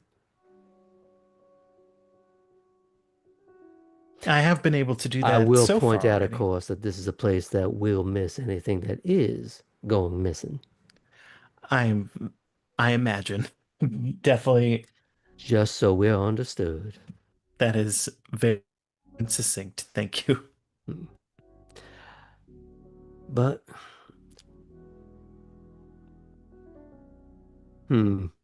now, a fact that gets often forgotten about. There are practicalities of your kind that people don't realize. You need simple things like desks and chairs, things that otherwise could cost you a pretty penny if you want a good one. Pay attention to all the businesses that are, well, going out of business. Schools that are in between semesters getting rid of things from their dorms or old classrooms. A surprising amount of very nice chairs that they just leave lying outside. Things you can either acquire for yourself or sell for a very fine discount on one of those services. Thank you. That's an excellent idea. Just a thought, mind you. With funds, I don't have an account, and I'm not great at doing the usual computer stuff that others like me are. Uh, I'm acquainted with some So people. out of character, you do have some semblance of a bank account. Okay, great. That was part of everyone's setup is they got their government papers, their perfect government papers so that they can exist to an extent here. It's not in your name for the sake, or specifically for Tabby, it's not in your name. It is a name. And that's all that Well, matters because it's a place where you can have some legitimacy of money. great. Thank you for that clarification. And you did also get a little bit of like prepaid credit cards for some of the things you were doing. You have a few ways of money, but it's not as clean as just Daddy Warbucks' credit card. Makes a lot of sense. For I've found myself constantly needing transportation, and it is something that is very clear I need to start supplying for myself. I know that the uh, junkyard that I've made some arrangements with before seems to be a good place to take vehicles. Is that a advisable place to obtain ones on the cheap? Eh, Possible, but I would say, what are you willing to pay for it? Do you have the money? Do you have something to trade? What stops you from simply stealing any other car? I'll give you a Uh, good reason why you shouldn't just steal a car and bring one here, however. People finding like a to have trackers in their car. You wouldn't want someone to report their car stolen and then ping and it's here for some strange reason. We don't need that kind of scrutiny, especially not during the day. But just stealing a car to get around town, well, that doesn't affect this establishment now, does it?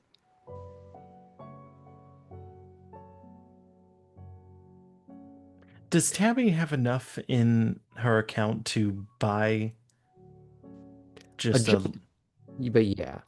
okay. She'd probably need to make some more income after that point or around that point, but There's other ways of going about it. You could steal a car and have it appropriately expunged of all tracking, but that's a whole effort and a process, which may cost you a little bit more. So, cool. Note for the week. mhm. Now, there are, of course, your fellow Nosferatu who come and go from the Warrens. I would look into a bit of carpooling, organize ahead of time. There is, of course, the, well, peculiar driver that we all find so very handy. I've actually gotten helped by him once before. Ah, good, then you know who I speak of. Yes. I would try to avail yourself of that particular service where you can, while you try to find other means. I've had it on a good authority that he is quite discreet, but you perhaps don't want to have him drop you off anywhere that you are concerned about dragging others to. One of your worn entrances, for example. For sure. Now, is there anything else I can help you with? No, thank you so much, sir. Uh, looking for Hezekiah, though. He said he was up. Yeah, sorry. He told me where it was. Thank you, sir. Okay, we're going to start bouncing around just a little bit. We're going to go return to Kate. I need to go find Innsbruck. Indeed. You're going to hunt around a little bit in the main lobby, or sorry, the main hall. You do see Innsbruck. You do see a woman with shockingly red hair standing next to him. And there is someone with this glorious mane of messy hair, of just perfectly coiffed chaos, with glasses and an ascot. There is a terse conversation. You can't hear anything, but you know when you can almost smell ozone?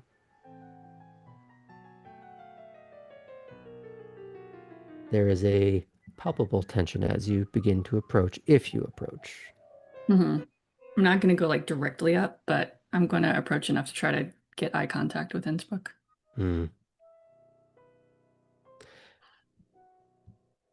She steps around to be in front of Innsbruck while speaking through her teeth at this other man.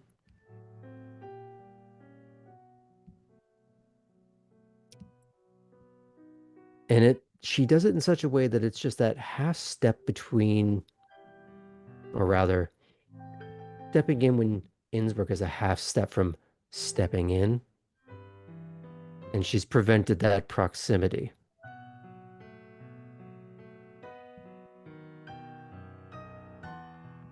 And Innsbruck looks up at you as you see the back of this man's head. And the one thing that you can make out is another time, as he's saying to him. He leans down and pecks her on the cheek, gives her a set of car keys. I'll see you later. And as he starts to meander around the other man, he goes, I better not see you.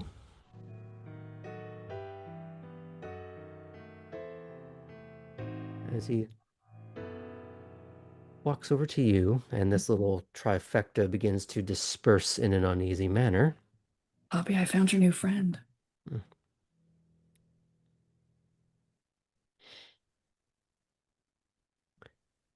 He does put a hand on your very upper back between the shoulder blades, a very flat palm, but in a way that's just to escort you away from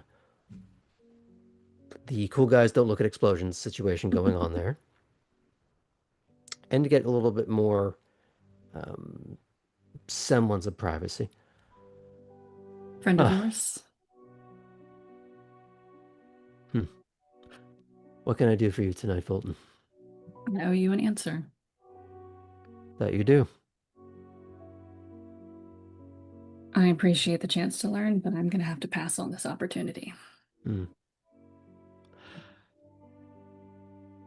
I figured that would be the case, but I appreciate you taking a moment to think and giving me a clear answer. What I do is not for everyone. But It's important work, and I'm glad to understand it a little bit better. that is typically the point of all this job shadowing, is that you have a grander appreciation for how all the cogs in the machine work, whether or not you join that specific cog. Hopefully you find your place. To that end, it's good of you to eliminate possibilities. I hope you don't eliminate all of them. Do you have any ideas on where you'd like to go? I'd like to reach out to Rudlow, maybe even Redgrave. What I will say is I do overlap with them, so be prepared for the fact that some semblance of what I do will be creeping into their world as well. It's unavoidable. I imagine you touch a lot more than my... Oh, my brain has stopped the words. They might be apparent at first glance. Well, I'll speak for Redgrave's situation because it's the most interesting. People forget that death happens everywhere, through happenstance, misadventure, choice. Sometimes people like to reenact loathing or leaving Las Vegas.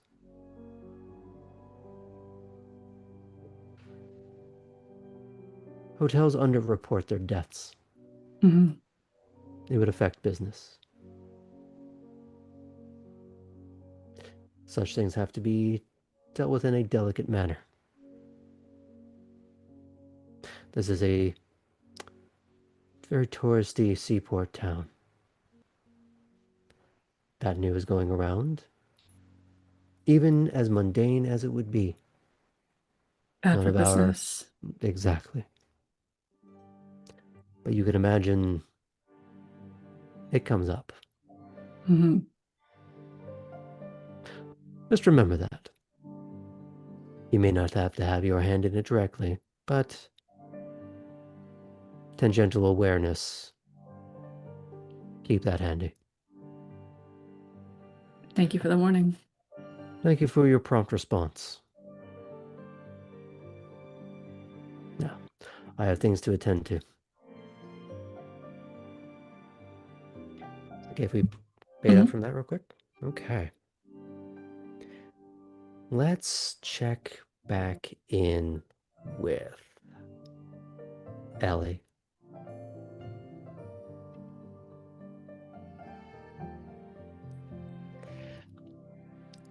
Now, I'm going to let you decide exactly where on the grounds you're going. Are you just sort of staying in the gazebo dock area? Are you trying to find more secluded in the wilderness? Are you looking to hang out more in the parking lots like a couple of loitering teenagers? You want to go for a midnight swim?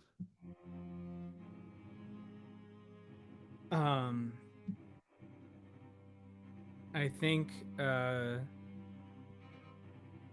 think maybe towards the gazebo. Ellie's, I think, being a little bit careful about like being somewhere that like Ellie's having the regrets of agreeing to this as it's in context, so is trying to guide away from being like completely out of sight of anyone here, keeping in mind like some idea, something the rules don't apply to everyone. Be a rough time to find that out the hard way. Yeah. So do you take a seat? Do you stand in the middle? Like how are you? Oh, I'm What's the set definitely dressing? standing. Okay. I need to be stood for this. Mm-hmm. She hops up on the railing, arms crossed, leaning her shoulder up against a vertical beam that supports the roof of the gazebo. Her back is to the water. She's facing you and, by extent, the back door. Though how much she's aware of the back door, you don't know.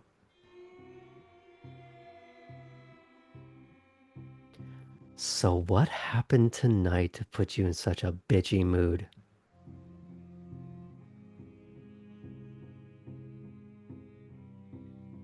You don't know my full secret, Chris. I'm always bitchy. She does actually genuinely laugh at that. And unlike the princess one, does reach her eyes. Just score.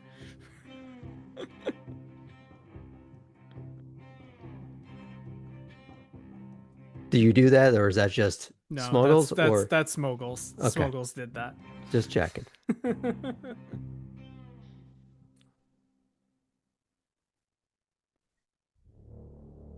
What great deed did you do to not have a chaperone? What do you think you know about all that? I know you usually have someone who's around watching you. Why do you think that is?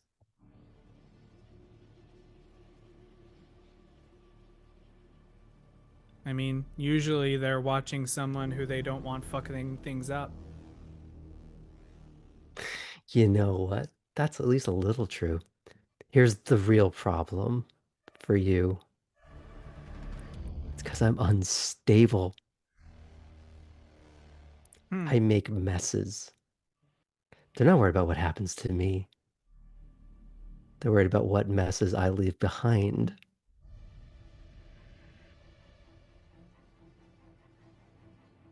Are you worried about the messes you leave behind at all? I think you should be. Oh, really? You put on a really brave face being in front of me, but don't forget we're used to being around the shadows and we find out everything there is to know about someone. If you mess with me, there's gonna be maybe nothing physically that occurs, but be sure I can fuck up your life. Hi, Artem.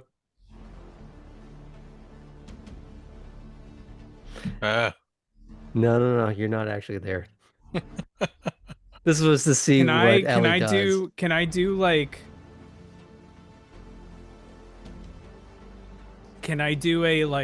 a read to see if she's messing with me? Yeah. Great. It would be perception,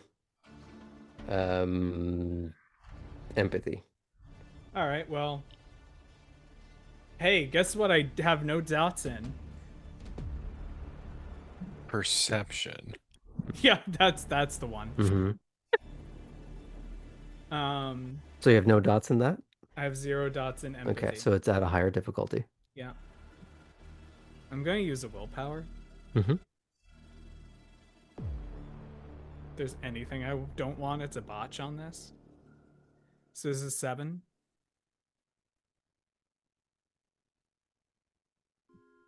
Is this Pardon? a 7? Yes.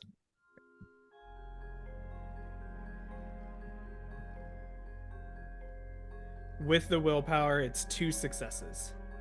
She got 3.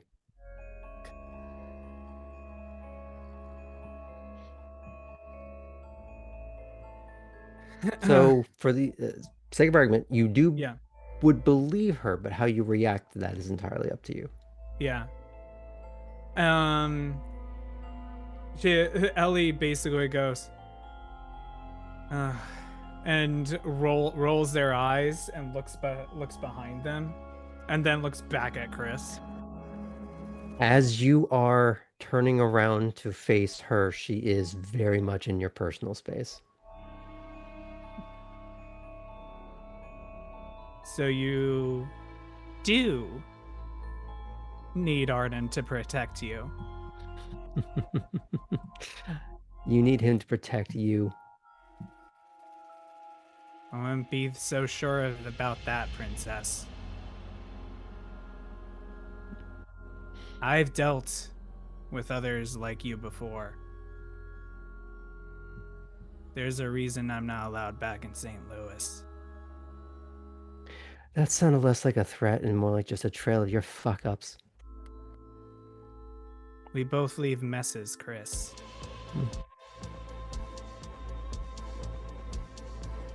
So I recommend you stay out of my way. I'm gonna roll something. Okay. I'm gonna have her roll perception empathy. Okay. And you're gonna, oh, I actually don't know what her, I'm just gonna change her difficulty because I'm gonna see how much she's gleaning off of you.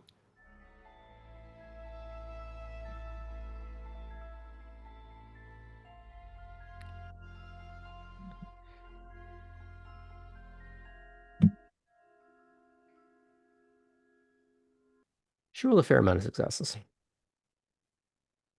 Only one of which was destroyed by a 1. So I'm not going to ask you for every intimate detail, Sam, but how much of that was bravado? How much of that was you trying to use a truth but twisted in a convenient way? So how much of it was just bullshit? A fair amount of it was twisting the truth. Mm-hmm.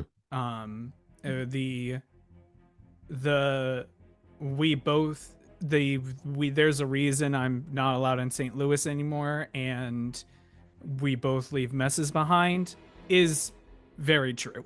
That it has to do with someone who feels to Ellie similar to Chris, very true. It's a little bit of, I would say maybe a little bit of bravado saying that being allowed in St. Louis had to do with what Ellie did to that person.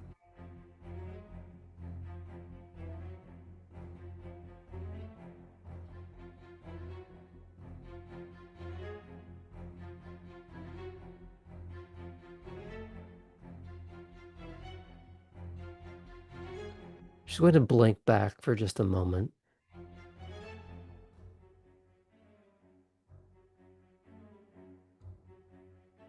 She looks over her shoulder at the boat. She feels the keys in her hand.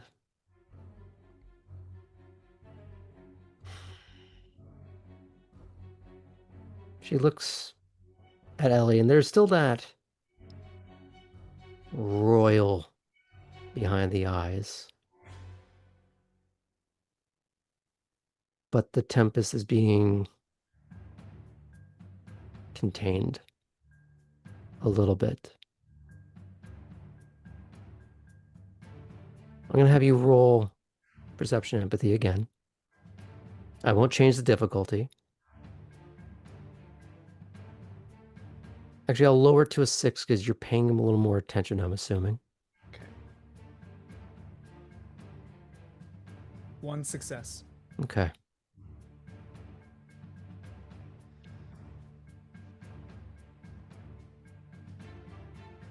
She read something in your presented bravado that resonated.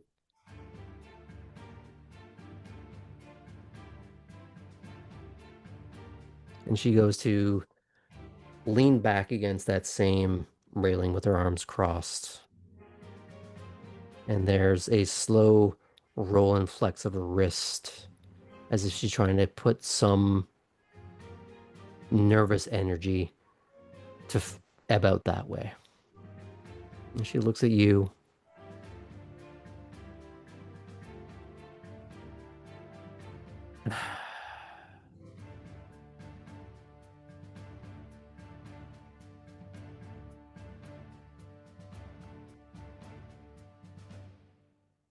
Aren't you tired of being an asshole like me?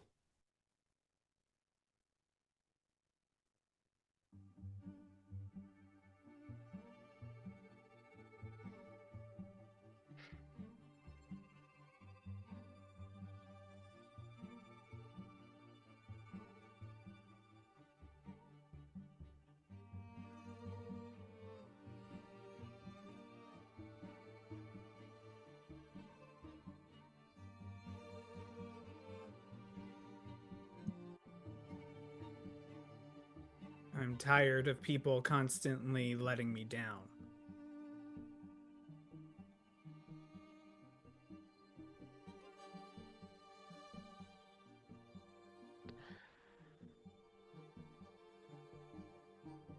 So who let you down tonight?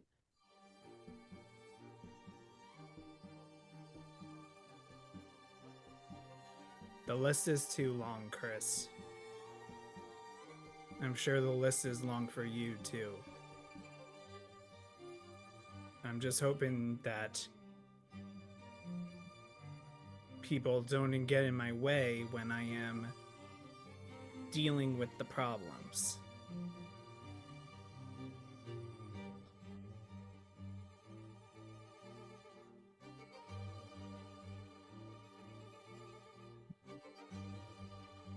She does start to walk past you a moment, and she stops. You're almost shoulder to shoulder, but facing different directions.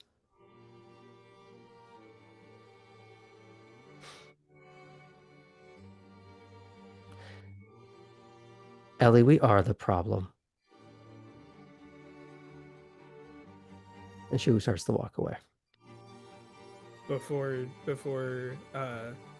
Before she does, Ellie goes, "But I don't have anyone left to disappoint."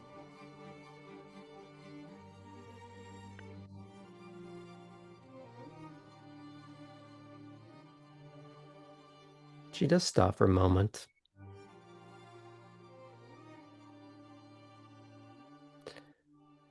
Tabby doesn't count.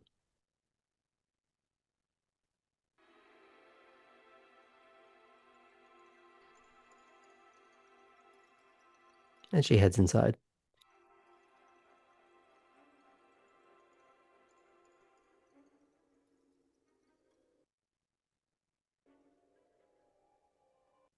Ellie looks out to the water and then looks at that boat that Chris was staring at with the keys.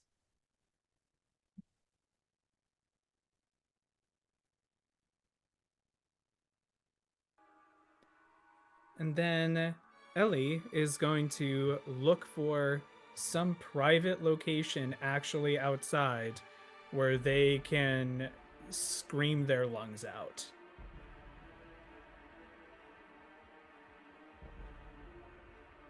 It's going to be a bit of a walk for you to find that, but yeah, you can do that. Got time.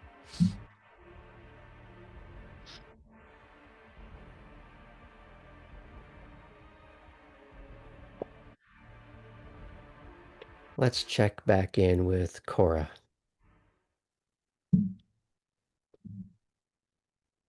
Everyone hears a distant scream, but don't mind it.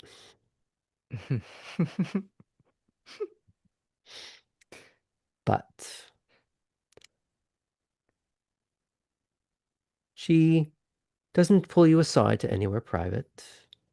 It's on the walkway that surrounds the stairs of the main lobby. She mainly leans back against the railing that overlooks the floor below. Sheriff, Baker, you surprised me again.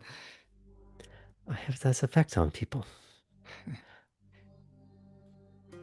And what did you want to talk to me about? Well, you know, during our last interaction, you said if I survived a week that I should give you a call, so here I am. Hmm. I don't know if I can be extremely useful to you, but I will say that, I am pretty good at getting to know people, and I've got good reflexes. I can certainly drive a car, so I think that could come in handy, right? In your line of work. Hmm.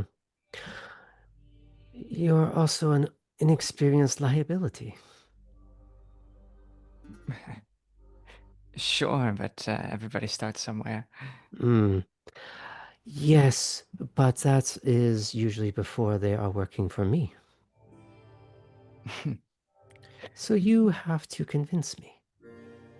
All right. Well, the fact that you've given me a chance says that, at least there's I've a given you a slim chance to possibility. disappoint me. This is not the same thing. Cora is going to lift up from the railing that she was leaning against for a minute and straighten up. One thing I'll say you catch in her accent is that it doesn't quite lean cleanly in one direction. Yeah, mine too. Hers, well, for example, Cora is from continental Europe. Italian, spent a great deal amount of time in Germany. Mhm. Being continental European, typically, at least on average, speak more languages and can recognize more languages and accents. Whether or not you speak them, you recognize them probably a lot more easily than people in North America. It's a proximity requirement. You catch pieces of French, you catch pieces of Spanish and Italian in a blend that doesn't quite make a lot of sense. There's a few other bits and pieces in there that don't quite make sense. Maybe if she was speaking her native language, it might help, but right now, you're using your one shared language that you know of.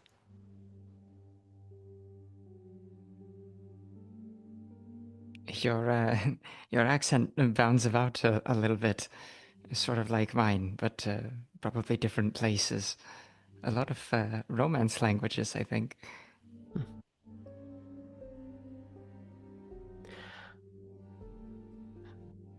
Miss Violante, what did you do before you came here? It's mostly just lived in Frankfurt and tried to understand myself as kindred. But Before that? before that, I was a demonstration driver and other things.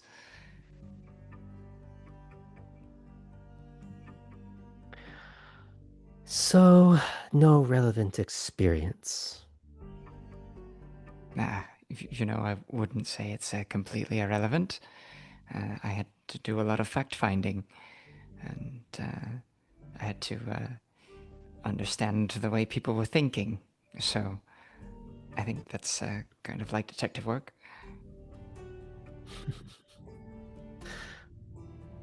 What is it you think I do? Well, probably a lot the same way that mortal police work, right? Just with additional Oh no, we're considerations. far more efficient.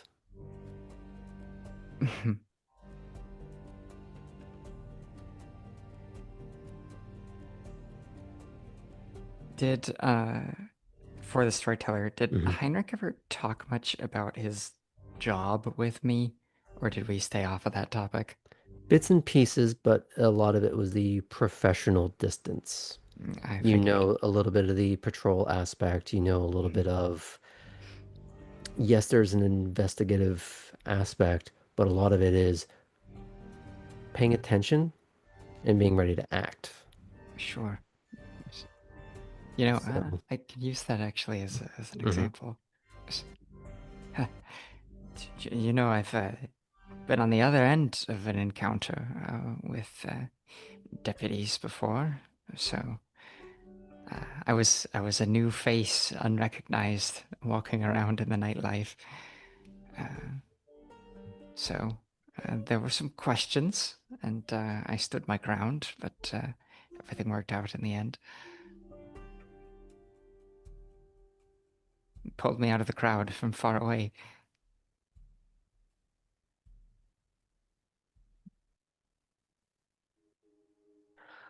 So, your relevant experience is some deputy doing his job. Yes, I guess so. Well, at least you are aware of what it is we do to some extent, but you're still laughably ignorant. Driving, oh, very good. A bit of pursuit driving has its uses. Getting away from things also.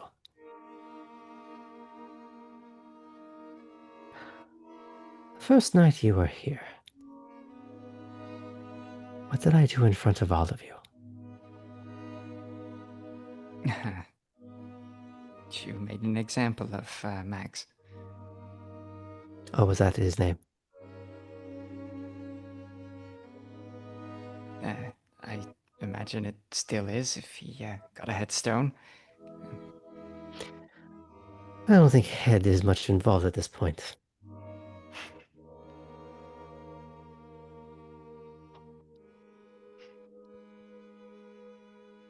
To be chef, to be deputy, to work alongside me, is to do violence.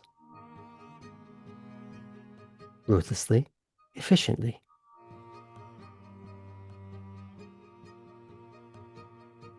You think you're ready for that?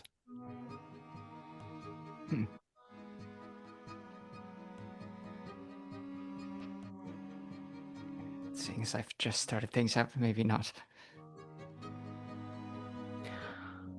One question for you to consider before we have our next chat.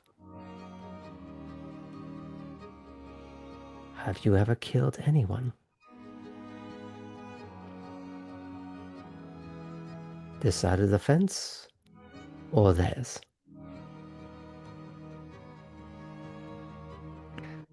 And if you try to speak, she just puts her fingertip on your lips and goes, "You talk too much.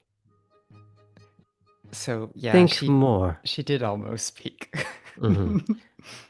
So she says, "You think too much." Or you... Let me do that again. "You speak too much. Think more. Then talk to me. Until then, liability. I do not trust you. Not because I think you are unearnest. Too eager. Too young. Too ignorant.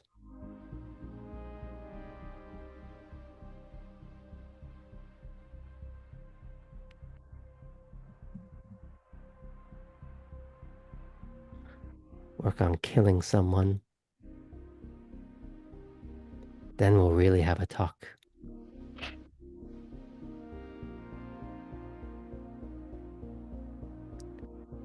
Ciao. And she just walks away. Okay. New side quest. Find a way to murder someone. Can we fade out on Cora's HUD adding to itself? Yes. Okay. I'm going to check back in with Tara. Then we're going to finish off with Kate and Artem finally. Yes. The moment we've all been waiting for. So, Tabby, You're heading upstairs just as the sheriff passes right by you, coolly, coldly, brusquely.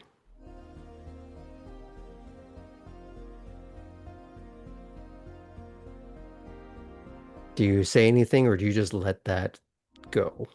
Just felt the breeze of second death and we'll keep going. You find a now familiar office, I would hope. You see Edward.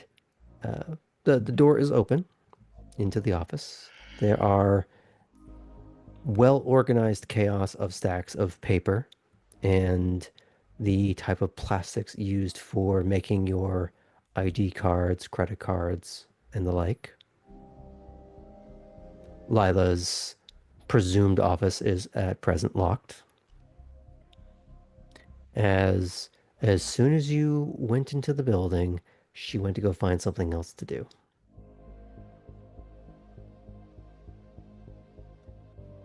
Now, he raises from behind the desk. He steps around. He does offer you his hand. Ah, Ms. Morn, please have a seat. Thank you, sir. And he goes to sit behind the desk again. His suit jacket is hanging on a neat and pristine wooden hanger. He's otherwise in his dress shirt, no tie. Sleeves rolled up. Seems like he was here to do a bit of work, but look presentable while doing it. What can I do for you? I do not wish to take up much of your evening. Uh, the stuff that you've supplied me with uh, to start out in this town, very wonderful and appreciated, and want to say thank you again. A much more stable start than I had in my hometown. We do try. I very much understand that this type of information is not free, and to have kind of open journalistic questions about you and what you do for us is not exactly welcome at all times for anyone, but I'm curious as to how you ended up with this position. And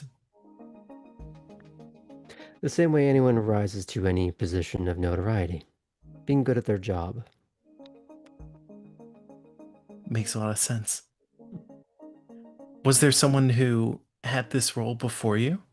I found that in my own attempts to find a niche that I fill, that most niches are already full here, and that it's hard to come in with a complete resume when there are no job listings, so to speak.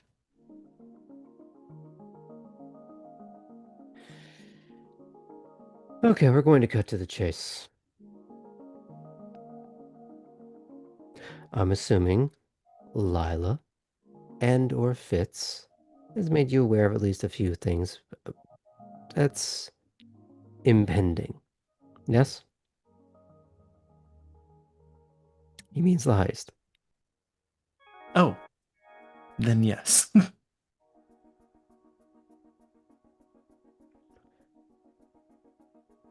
That's how you get your notoriety. Heard. Excellent. Now, you have to understand something. Involving you in such things is potential sign of trust, but also seeing whether or not you have a skill set or if you have the mentality to be taught one. You have the motivation and the need, clearly.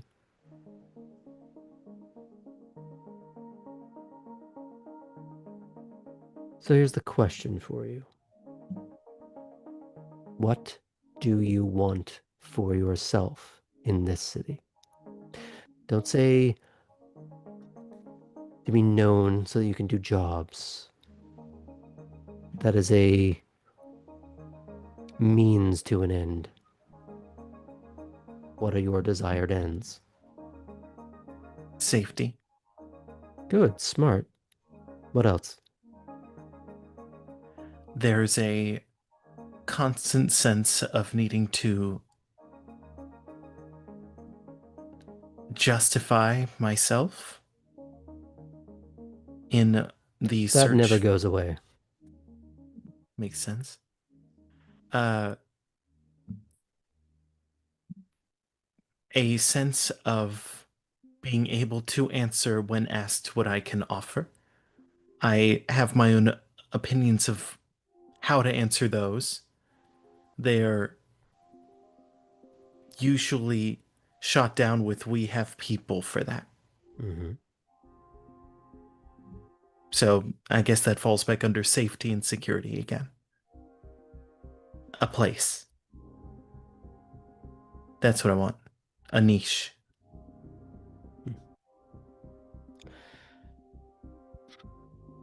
Well, here's the thing. From what I understand, your initial skill set is a little bit of light larceny. It's a fairly common skill set, you would agree.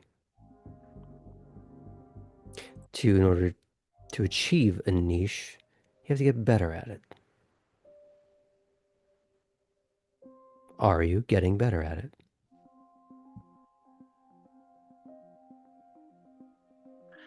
I am getting better at aspects of it. I have not been breaking into homes since I've gotten here, and certainly not havens.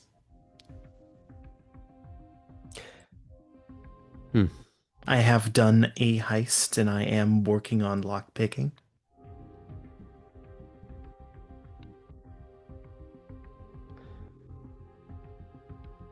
And?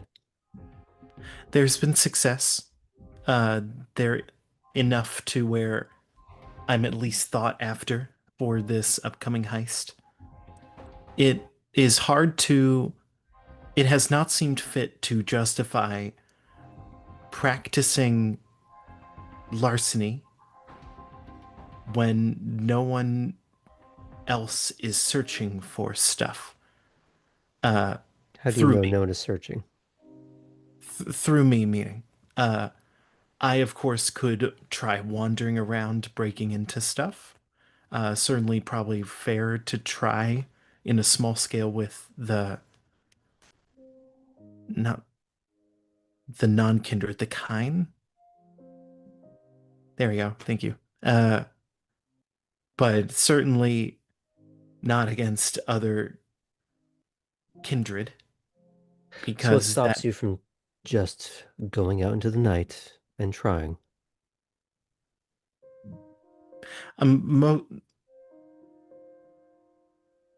Apprehension, fear, but also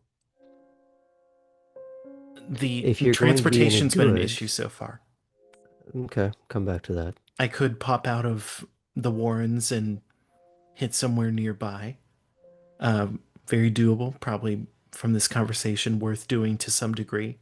But the more heat that I would bring around an opening to the Warren would draw attention to the proximity of the opening to the Warren, and getting around has been a constant time consumption and effort consumption.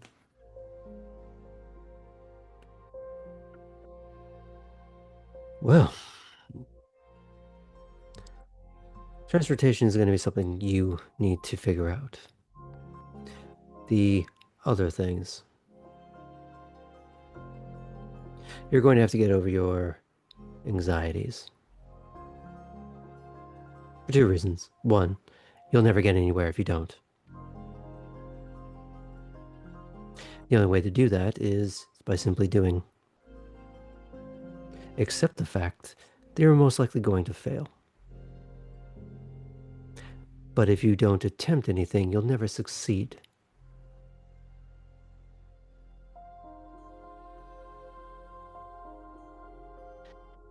And perhaps if you fail the right way, you'll actually learn something so you can succeed the next time.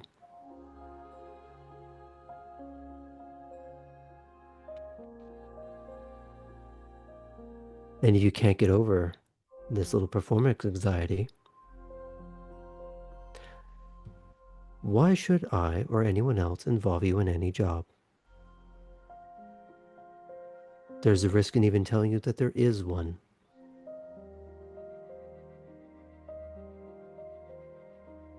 So now you have to justify your presence on that job.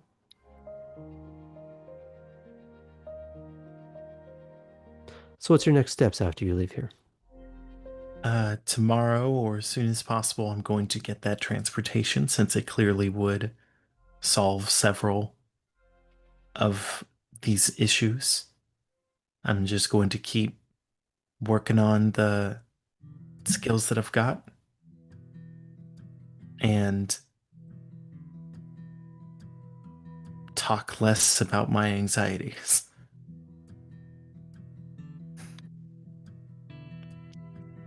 Good start. There's a better one. Do a little light crime. Get your feet wet. Get used to it. And make the thing that you do afterwards, and the thing after that, and the thing after that, less and less terrifying.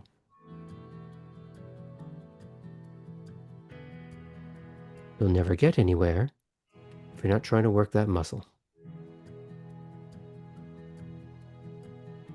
Thank you.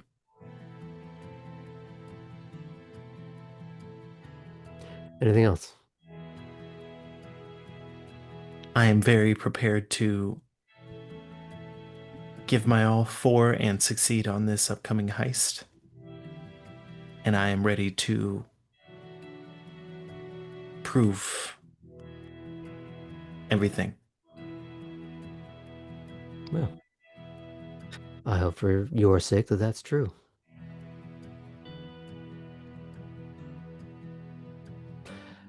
Not to rush you out, I do have a few things I have to get to before I'm out of here for the night. She'll stand. Thank you, sir. Ms. Morn. And she will turn to go. Okay. Can we fade out on that? Absolutely. Great.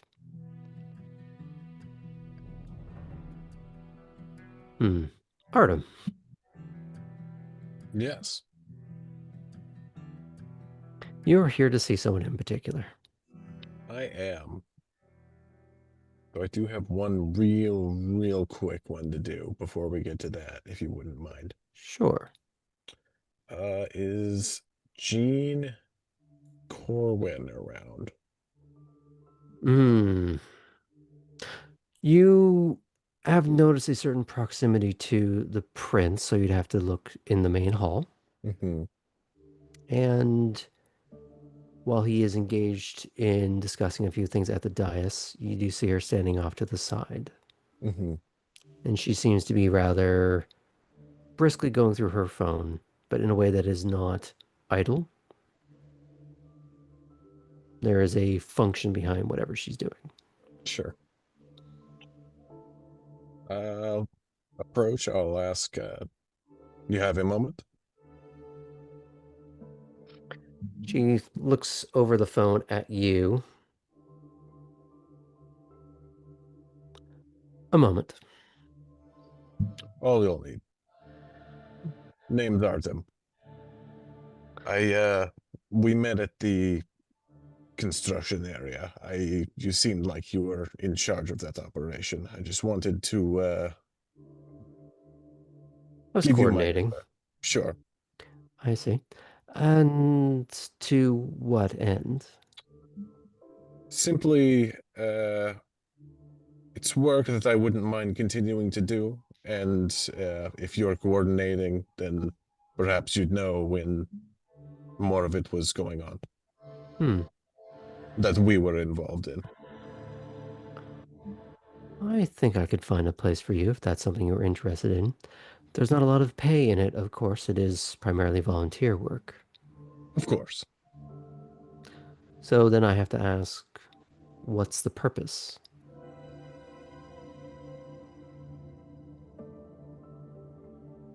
It's not a bad way to expand the skill set that I already have. And, well,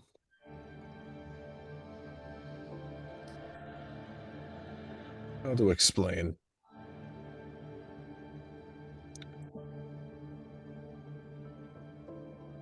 We're all sort of in charge of our stock, as it were. I'd like to do my part to maintain our community.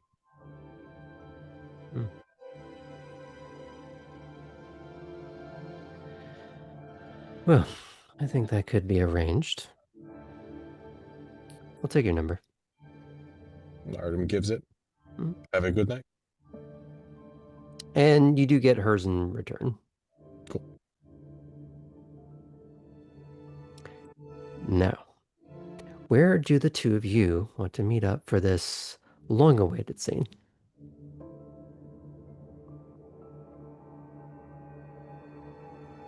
Artem will text. Gazebo? Meet you there.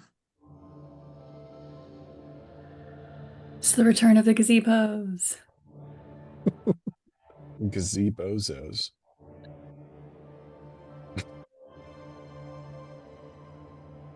I'd say you would miss both Ellie and Chris, despite how delicious that would be. I figured, yeah. What is that screaming? Like, it doesn't stop. I know what it is. So you don't run into Chris as you're passing through the house. You don't find Ellie at the gazebo because they have gone to find somewhere to scream into the void. But instead, the gazebo.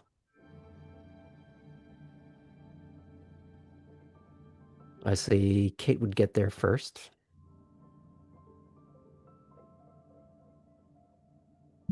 Take it away. Miss Fulton, Artem. Kate,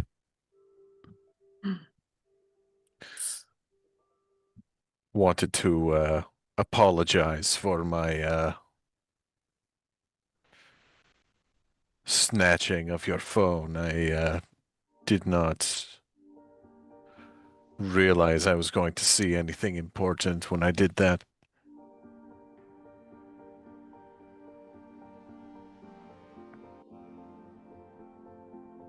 I don't know if I'd call it important.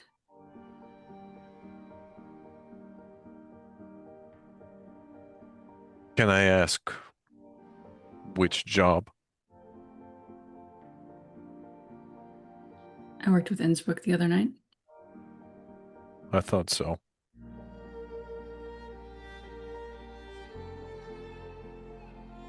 And it didn't go well.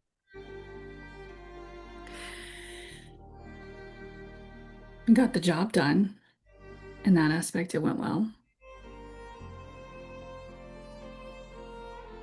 I don't know if you've ever had to sort through the memories that remain of someone, as well as other pieces. You'd be surprised.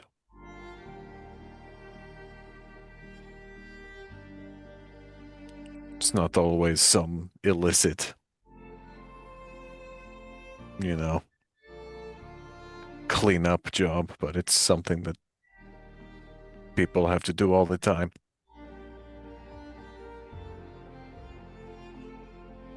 No, I understand the benefit of it. It's not something I could do every night.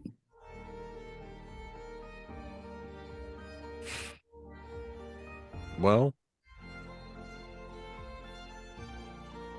Good. What do you mean by that?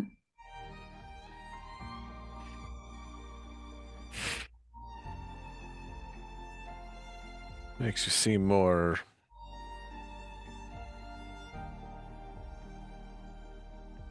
human. Oh no, I failed. I would say you succeeded.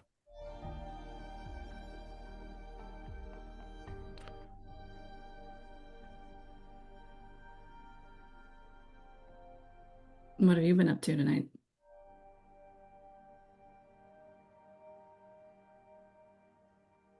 Would you like to see my phone? Should I?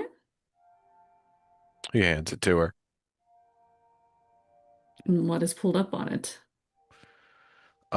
Probably. Honestly, probably the one to you, but the one right above is to Chris, and it says mission failed successfully. Can I ask what the mission was?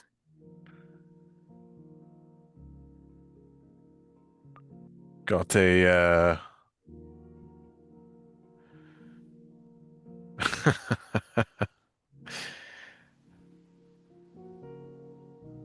had sort of a pushy date put on me that I went on tonight. I think I was able to convince them that I'm not worth their time. Kate would see a new text come in on his phone from Yvette. I had a lovely time tonight. I hope to see you again soon. Trying to remember if I've at least seen her.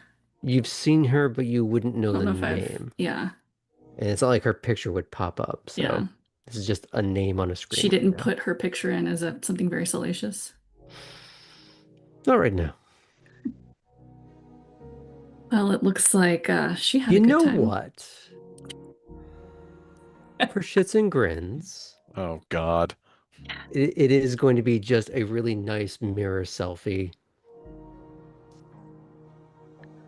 Oh, in her. something imaginative, and I'll leave it at that. Mhm. What? Oh, hold on. And he takes a look at the picture. Oh my God. It's a little like just blowing a kiss motion. I don't know if you failed that successfully. Oh, I need to get better at failing things. If only you could be more human. Thought I was.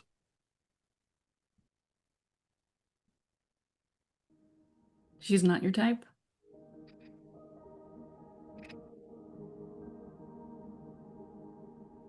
It's more, but no. But more importantly, it's more that more importantly, it's that I've got a couple things I need to figure out before I can focus on that aspect of my life. Trying to sort things back home. Here first, but then yeah, back home. I don't know, you seem to have found a pretty good place. You seem to have found a pretty good place so far. Yeah. I got lucky, I think. Mm-hmm. I'm hoping other people I know did too. Haven't gotten anything so far. It's not easy finding people the way that they need to be found.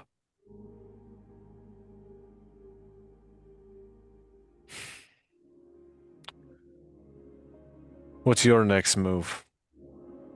No Innsbruck. Well, my next job shadowing you met Ava Lash?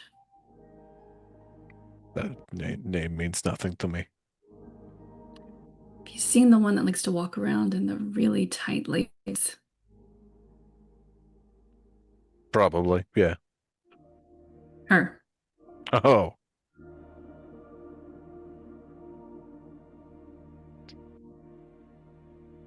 You getting a new wardrobe?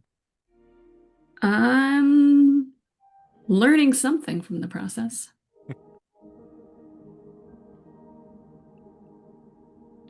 I'm sure Chris would appreciate a picture. I'll just send her one. She would lose her mind. You did that. Well, now I have to.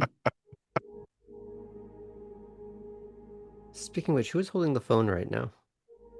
I gave it back to Artem. Hey, I'll take it back. You do actually get a message from Chris directly to Artem, no group chat. Hmm. And it just says ... Where are you? Gazebo. You good? And then next message, I'm not alone, but I can be.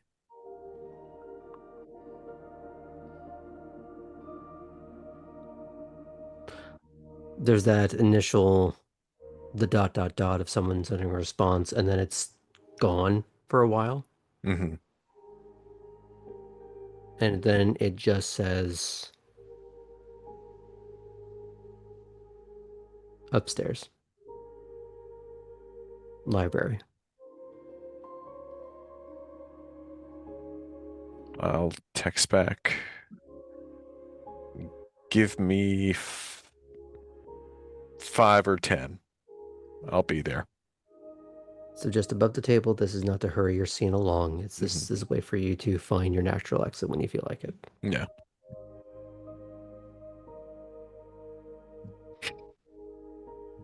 Everything okay?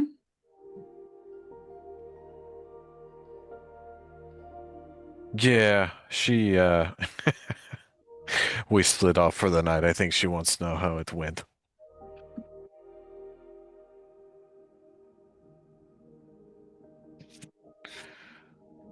Oh God. Maybe I should show her the picture of the vet.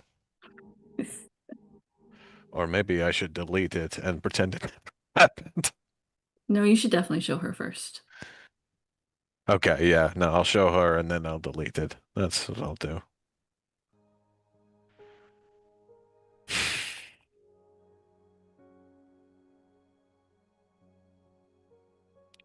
Who were you before you came here, Kate? In DC? I guess, yeah. The child of the Vendru Prince of DC. Interning, hardly even stopping to eat.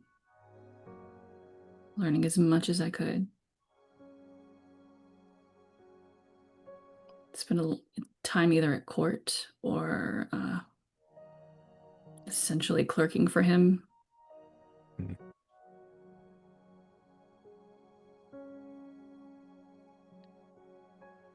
then I came here. No connections.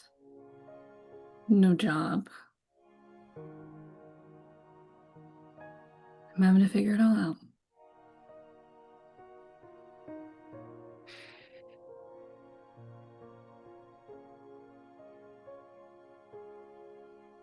Well,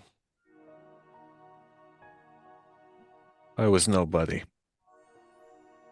I was a child of a woman who you've never heard of. No one's ever heard of. Now I'm here, having to figure it all out myself as well.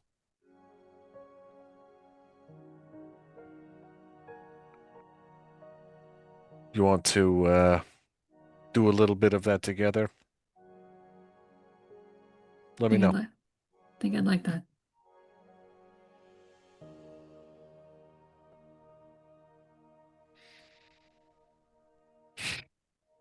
All right.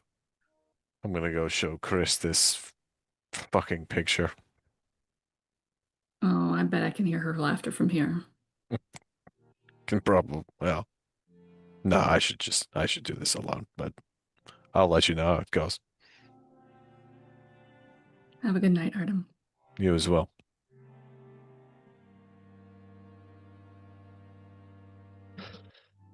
Well, that was lovely. Thank you.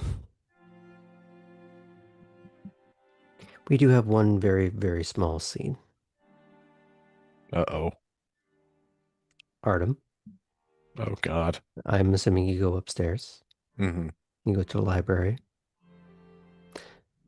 I don't remember if you've met Lump or not, have you? I have not. Okay. You see what everyone has met so far. The hooded, uncomprehending face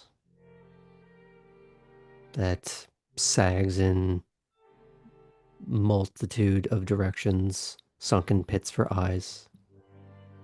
The head lifts in your direction, but pays you no further mind Mm-hmm. as they go back to a book. All right, we'll just nod. They don't nod, but they don't seem perturbed. It's more just they see and then head back down. Actually, because I'm nosy about books now, what is he reading? What are they reading? They are reading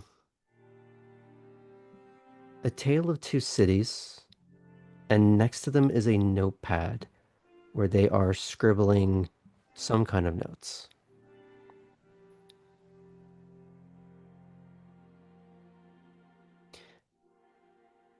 And as you go to the library, presumably looking for her, correct? Mm-hmm.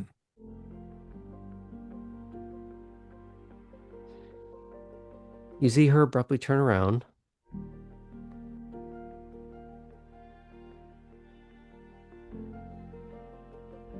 And her face just falls. She doesn't say anything. She just walks over and buries her face against that barrel chest. And she just says, "Shut up."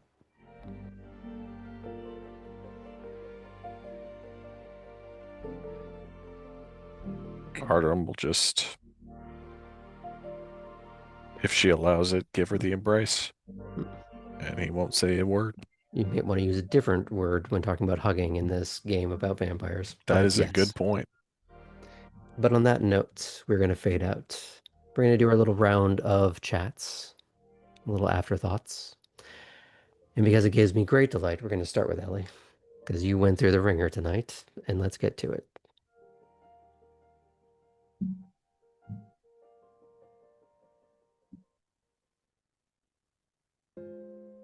Ellie started the night really confident and going started on a real high there and learned a lot about needing the other stuff that they need to do to continue growing and getting better. And it's very strange and disheartening to them how much it feels like they're living in a bit of a loop where they are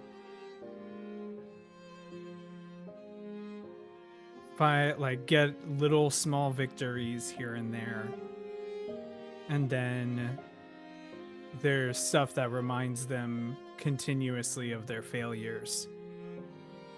And it's going to be Ellie's choice in the end whether they break that cycle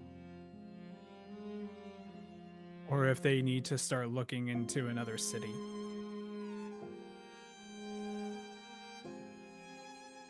Now here's the question, and you have to provide an answer. How much did Chris's presumed de-escalation, while you may not know why, how much did that affect Ellie's feelings on the situation?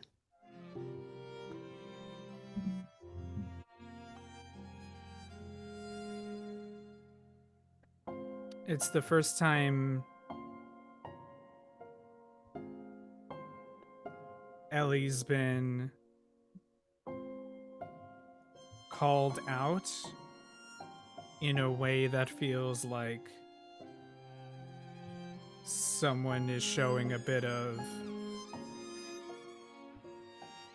kindred spirit in that way. So it definitely took them back, which is why it took them a while to respond with something quippy from someone who so far has done almost nothing except piss Ellie off.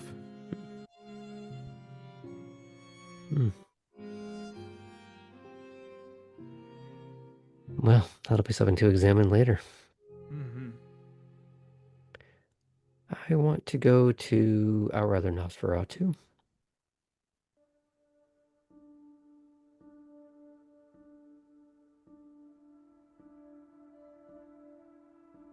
Tabby is happy that there have been a few more interactions where she's not said the wrong thing, has been able to schedule appointments, have those appointments with higher up vampires not immediately go negatively.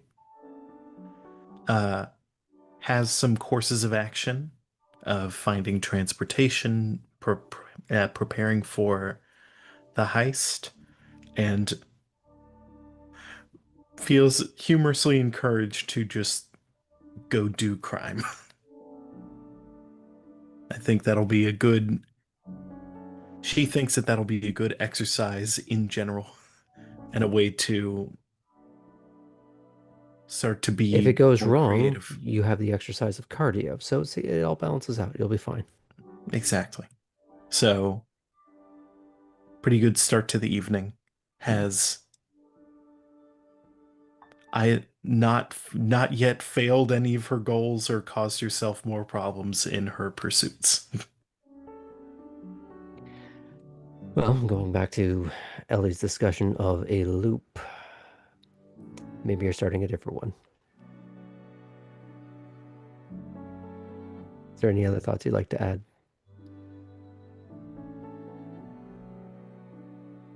No. Okay. Fulton. After Artem leaves, Kate is going to very tightly grip the edge of the gazebo with her eyes closed.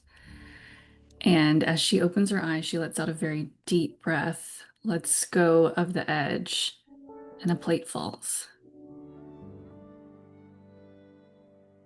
And that is how I'm going to summarize it tonight. I want you to write down for yourself for the means of potentially reclaiming willpower at a later date.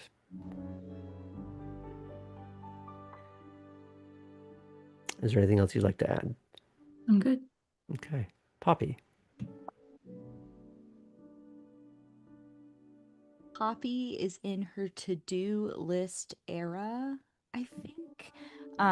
She's meeting people So is Yvette. Got that it. well, yes, in her own special Yvette way. But I think Poppy's feeling confident in her ability to meet people and make connections. And is thankful to be able to make those connections through the vehicle that is making art that she hasn't gotten to do in years. And so she's finding a great renewal there that I think is going to fuel her passions a little bit.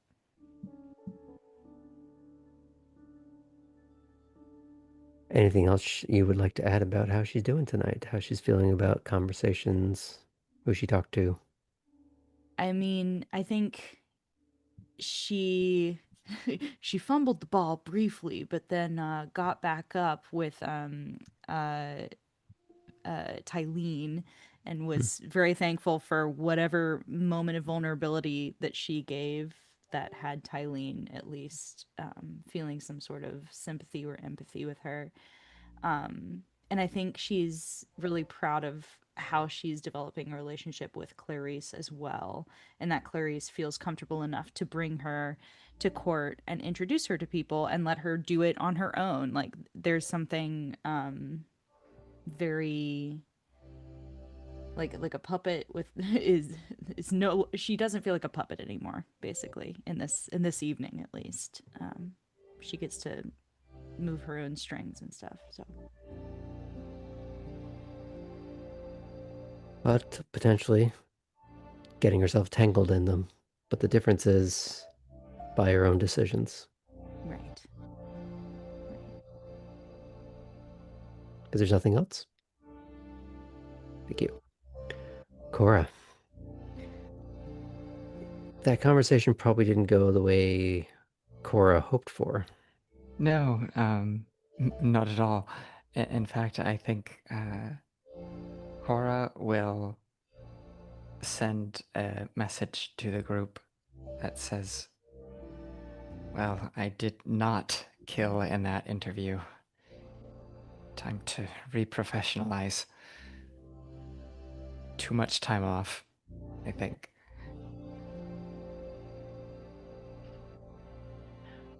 Well, that's something that the group can respond to next week. Is there anything else you'd like to add? Because it wasn't your only scene this evening. No, it wasn't. I'd say that really the inverse happened tonight of what I sort of feared might. I thought that the conversation with Vega would go just fine, but Cora would struggle in therapy, and rather she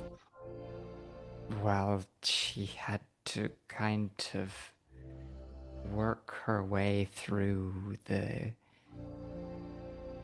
cracks and crevices of discomfort in the conversation with Leyland. She found a way to make it very helpful, I think, for her. So she's left with some answers and some things to try.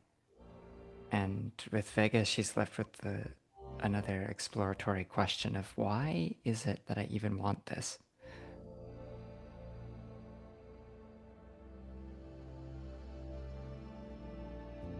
Well, that's a question she's going to have to answer at some point.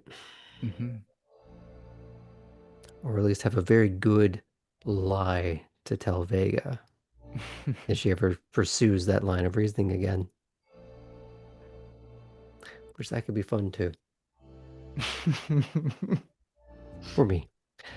Is there anything else you'd like to add before I move on? No, Okay. I had plenty of seconds, thank you. Last but not least, Martel. Thanks for your effort for calling in from wherever undisclosed location you are at the moment. Yeah, it's been an adventure. As I'm sure some of you saw a little bit of that moving around. But no, so It's like you're broadcasting from Elysium right now. you know what? I wouldn't say if I was. Good man. Good man. But no, Last so Tax kudos are all very proud.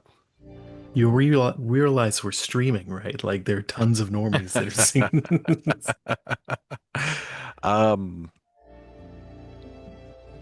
The date was nice.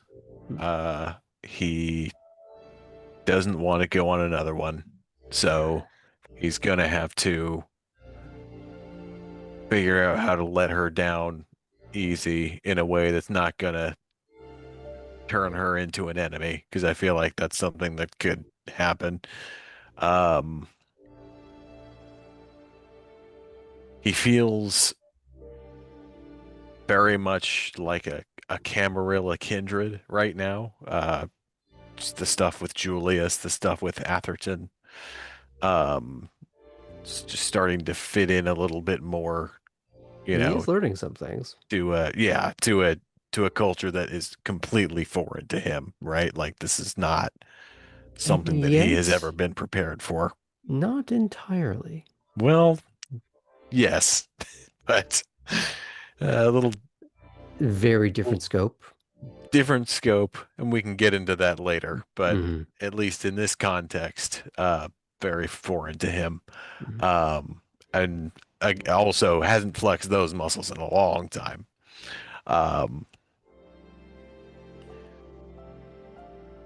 think the talk with Kate went well, and I think the idea that Chris is willing to show that kind of vulnerability to him is also a good sign. Chris also, just not to talk about myself, Chris really surprised me today.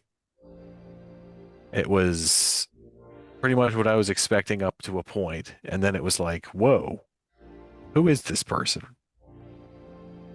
Do I know them? Do I really know them as well as I think I do? Mhm. I appreciated that. Who I think knows? Chris deserves a willpower for that. I think she does too. She does.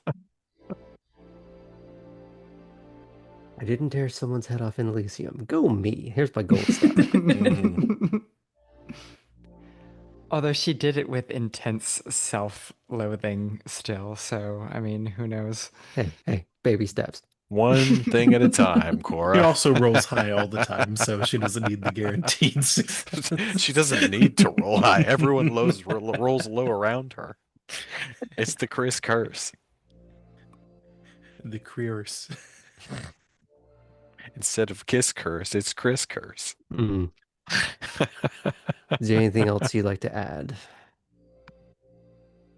Fair enough. Well, thank you all for joining us. Tune in tomorrow night for our Age of Myth campaign, and in a few more weeks, our Star Wars game. But as always, we return on Wednesday with more of this lovely shenanigans. But you can see Dreamy on Tuesday over at Top Down. And you can find out all that information by looking at our Discord, following our socials, and if you're looking to get back into watching old episodes, they are on our YouTube. But until then, see you next time.